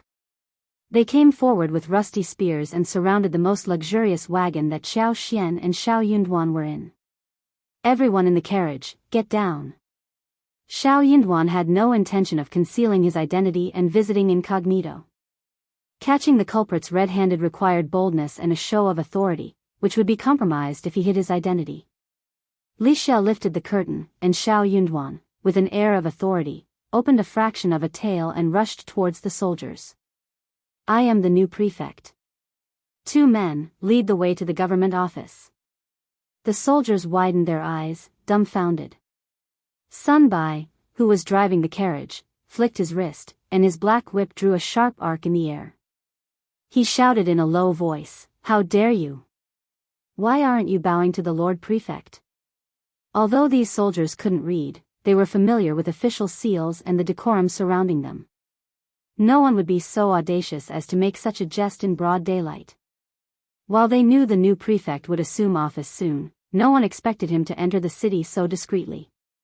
Reprimanded by Sun Bai, the soldiers' hearts trembled, and they hastily knelt down. Greetings, Lord. Greetings, Lord. It seemed that with just 6 people, the illusion of a bustling scene was successfully created. Shao Yunduan commanded, "Get up." Casually pointing at the 2 soldiers in front, he continued, "You 2, lead the way. The rest, return to your posts." Yes. The bewildered soldiers led the way while the others stood guard, looking at each other in confusion. Why did this prefect seem so different from the others? And why had he let them off so easily? Hey, what are we waiting for? Hurry up and report it. Oh, yes. If you find any errors, ads pop up, ads redirect, broken links, non-standard content, etc., please let us know each report so we can fix it as soon as possible. Chapter 1643, Reception. Soon, the 4 of them hastily made their escape, dispersing without a clear plan on where to report. Word of the prefect's imminent arrival quickly circulated. Upon reaching the state office, Shao Yunduan, Qiao Xian, and the others found Deputy Prefect Guan Feng waiting outside, accompanied by fellow officials. A modest gathering of around 20 people stood nonchalantly, engaging in casual conversations with an air of indifference. Songsher and Qin Yan assisted Shao Yunduan out of the carriage, and attendants flocked around him. Deputy Prefect Guan was momentarily taken aback but quickly led the group forward, extending a courteous greeting with a smile. "Are you Lord Shao of Shao Prefect?" Shao Yunduan nodded, "Yes, I am." "Greetings, Lord." "Greetings, Lord." Deputy Prefect Guan promptly bowed with a smile. "I've eagerly awaited Lord Shao day and night." "You've finally arrived." "My lord, you're too discreet." It would have been better to send notice ahead, allowing me to greet you outside the city upon receiving the news. It wasn't intentional. Hee hee. We were pressed for time. Please forgive us, Lord. Understanding, Shao Yunduan, looking fatigued, nodded. I appreciate your understanding. You may go for now, we can discuss matters later. Deputy Prefect Guan, is it? Lead me to the back office. Yes, yes, yes. My lord, please come in. You must be exhausted from the journey. Head to the back office and rest. Deputy Prefect Guan eagerly nodded, dismissing everyone. He then guided Shao Yunduan and the others to the rear entrance of the government office. In his 40s or 50s, Deputy Prefect Guan possessed a sturdy, middle-class physique with slightly dark skin. His thick, black eyebrows overshadowed his pupils, creating a distinctive appearance. Despite his friendly demeanor and constant smiles, he seemed good-tempered, showering Shao Yunduan with flattery and praise as they walked. Qiao Xian was deeply moved by the conversation, finding it remarkably familiar, as if they were long-lost friends finally reunited. As they strolled through the back office, they entered the courtyard, where a few servants from the back office warmly greeted them. Deputy Prefect Guan rushed to summon them for assistance with the horses and luggage, but Songsher intervened. With a friendly smile, Songsher spoke, "Our lord and madam have minimal luggage, we can handle it ourselves. There's no need to trouble everyone." The servants turned their gaze toward Deputy Prefect Guan. Observing Shao Yunduan's silence, Deputy Prefect Guan burst into laughter and exclaimed, "In that case, thank you all for your efforts." Before the new year, the former prefect had fled with his entourage, leaving Deputy Prefect Guan to welcome Shao Yunduan and his party this time. While not small, the prefect's back office was divided into the east and west yards, with Shao Yunduan and his companions settling in the east yard. Besides the two courtyards, there was also a spacious garden spanning about 3 to 4 mu. The garden featured pavilions, flowers, wood structures, flowing water, and a rockery. Due to the humid climate and abundant forests, the vegetation in the garden thrived, boasting flourishing flowers and trees. The east courtyard comprised 3 smaller courtyards, totaling more than 30 houses, along with facilities such as a kitchen, storeroom, and stable. Although the east courtyard had been tidied up, the furniture was incomplete, and curtains were lacking. The servants' kitchen was well organized, but the master's kitchen stood empty. If you find any errors, ads pop up, ads redirect, broken links, non-standard content, etc., please let us know if report so we can fix it as soon as possible. Chapter 1644. Pride Li Xia and Li Qiao assisted Qiao Xian as they helped him out of the wagon. This was the scene that greeted them upon entering the yard and the main house. Deputy Prefect Guan wore an apologetic expression. "I'm truly sorry, Lord Shao." The former prefect took all the furniture with him or sold it when he departed. He had personally purchased those items. "Shall I arrange for someone to buy replacements from the shop?" "No need. It's a minor matter, I'll handle it myself." "Ah, that's good. Lord, I'm sure you have excellent taste. Choosing things personally will ensure they suit your preferences. I'll have someone take your guys to the market later." Shao Yunduan responded noncommittally, "Deputy Prefect Guan, I appreciate your efforts today. Once everything is settled, I'll host a banquet to express my gratitude to all of you. In the days ahead, I'll rely on Deputy Prefect Guan for various matters. I hope you won't find me too bothersome." No, Lord, you jest." Deputy Prefect Guan beamed, waving his hands. "I've always been at your service. I'll follow your orders. If there's anything you need me to do, just say the word. I'll gladly share your burdens by providing all the information I possess. I wouldn't dare trouble you with unnecessary expenses. Once we're settled, I'll host a banquet for you, ha ha ha." With a smile, Shao Yunduan exchanged a few more pleasantries before Deputy Prefect Guan took his leave. However, just as Deputy Prefect Guan was about to depart, Qiao Xian suddenly addressed him with a hint of pride, "Deputy Prefect Guan, isn't it? When is Mrs. Guan planning to pay her respects? If it's too late, tell her not to come today, She can return tomorrow. I'm tired and would like to rest early. Deputy Prefect Guan was taken aback, quickly putting on a smile and offering profuse apologies. Yes. She is not feeling well today, so she didn't make an appearance. Please forgive me, Madam Shao. Tomorrow, when she feels better, I'll definitely ask her to come over to pay the respects. Qiao Xian remained unyielding, scoffing, not feeling well. What a coincidence. She stopped just short of accusing her of feigning illness. Even though Deputy Prefect Guan possessed a smooth tongue and eloquence, Qiao Xian's words caught him off guard. In his view, maintaining mutual respect and harmony was essential. Everyone should be in good spirits. Encountering someone who didn't show any courtesy was genuinely, nevertheless, Deputy Prefect Guan, resembling a benevolent Buddha, recovered swiftly from his momentary surprise, and his face soon lit up with smiles once again. His smile exuded warmth. Madam Shao, you do have a knack for humor. My wife has always been delicate. Just a few days ago, she was mentioning you and eagerly anticipating your arrival. Qiao Xian's expression softened slightly. She shot him a glance and said nothing more. After exchanging a few more pleasantries, Deputy Prefect Guan truly took his leave. Songsher dismissed the 2 men and 2 maidservants who had been serving in the courtyard. Closing the courtyard door, everyone set to work, carrying luggage and dividing tasks.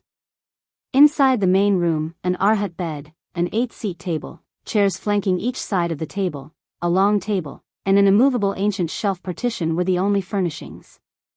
Taking charge, Shao Yunduan directed Li Qiao, and the others to prepare the arhat bed. He assisted Qiao Xian in sitting down, saying, "Wife, take a rest. Li Qiao, head to the kitchen and boil some hot water. Retrieve the box of snacks and place it on the table so we can satisfy our hunger. If you find any errors, ads pop up, ads redirect, broken links, non-standard content, etc., please let us know to report so we can fix it as soon as possible." Chapter 1645. Harmony. On surface, Qiao Xian's hunger was unmistakably apparent, and she couldn't bear the pangs any longer. She smiled and asserted, "I'm not that delicate." Shao Yunduan remarked, "You're not squeamish, you're pregnant." This prompted another laugh from Qiao Xian. Glancing at him, she inquired, "Husband, what's your impression of Deputy Prefect Guan?" Recalling Xie Jingguang's insights, Shao Yunduan replied, "As Brother Xie mentioned, Deputy Prefect Guan is quite diplomatic. Though exceedingly amiable, such individuals often prove challenging to befriend. After all, some could effortlessly wear a smile in public but backstab without a second thought. Some executed the act with a cool detachment, without a hint of hesitation."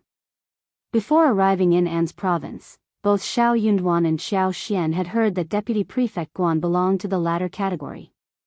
Despite the changing prefects in An's, Deputy Prefect Guan had maintained his position for a decade. Surviving contentedly in such an environment required a shrewd and resilient character. Throwing a glance at Qiao Xian, Shao Yunduan sighed, "Why did you provoke him just now?" Qiao Xian smiled, proudly straightening her back. "I'm the prefect's wife, a local tyrant. Why can't I be a bit assertive? Being overly kind isn't necessary here. Initiating a confrontation, putting someone in their place, or establishing dominance provides an advantageous position. Let them understand that I'm not someone to be trifled with. It will help them exercise restraint. Didn't we agree on this?" Shao Yunduan sighed with a helpless smile. While they had discussed such strategies before, he hadn't anticipated Qiao Xian's pregnancy. Now aware of her condition, he preferred avoiding unnecessary risks. His current priority was to lead a stable and conservative life until after she gave birth. However, he hadn't found the time to discuss this with her during the journey. Initially, she had intended to settle in quietly. Little did he expect her to deliberately stir trouble and embarrass others the moment they arrived. Facing her question now, Shao Yunduan refrained from blaming her for her impulsiveness and instead commended her, saying, "My wife has an excellent memory, I haven't thought of it yet." Qiao Xian felt a surge of pride. Shao Yunduan spoke gently, "Regardless, you are carrying a life inside you now. Always prioritize your well-being and that of our child and mother. We can address everything else later, but your safety is paramount. Qiao Xian's heart warmed, and she gazed down at her belly with a smile. Don't worry, they'll protect him. Her concern for her child surpassed everything else. Without the protection of her superpower, she might not have acted so impulsively.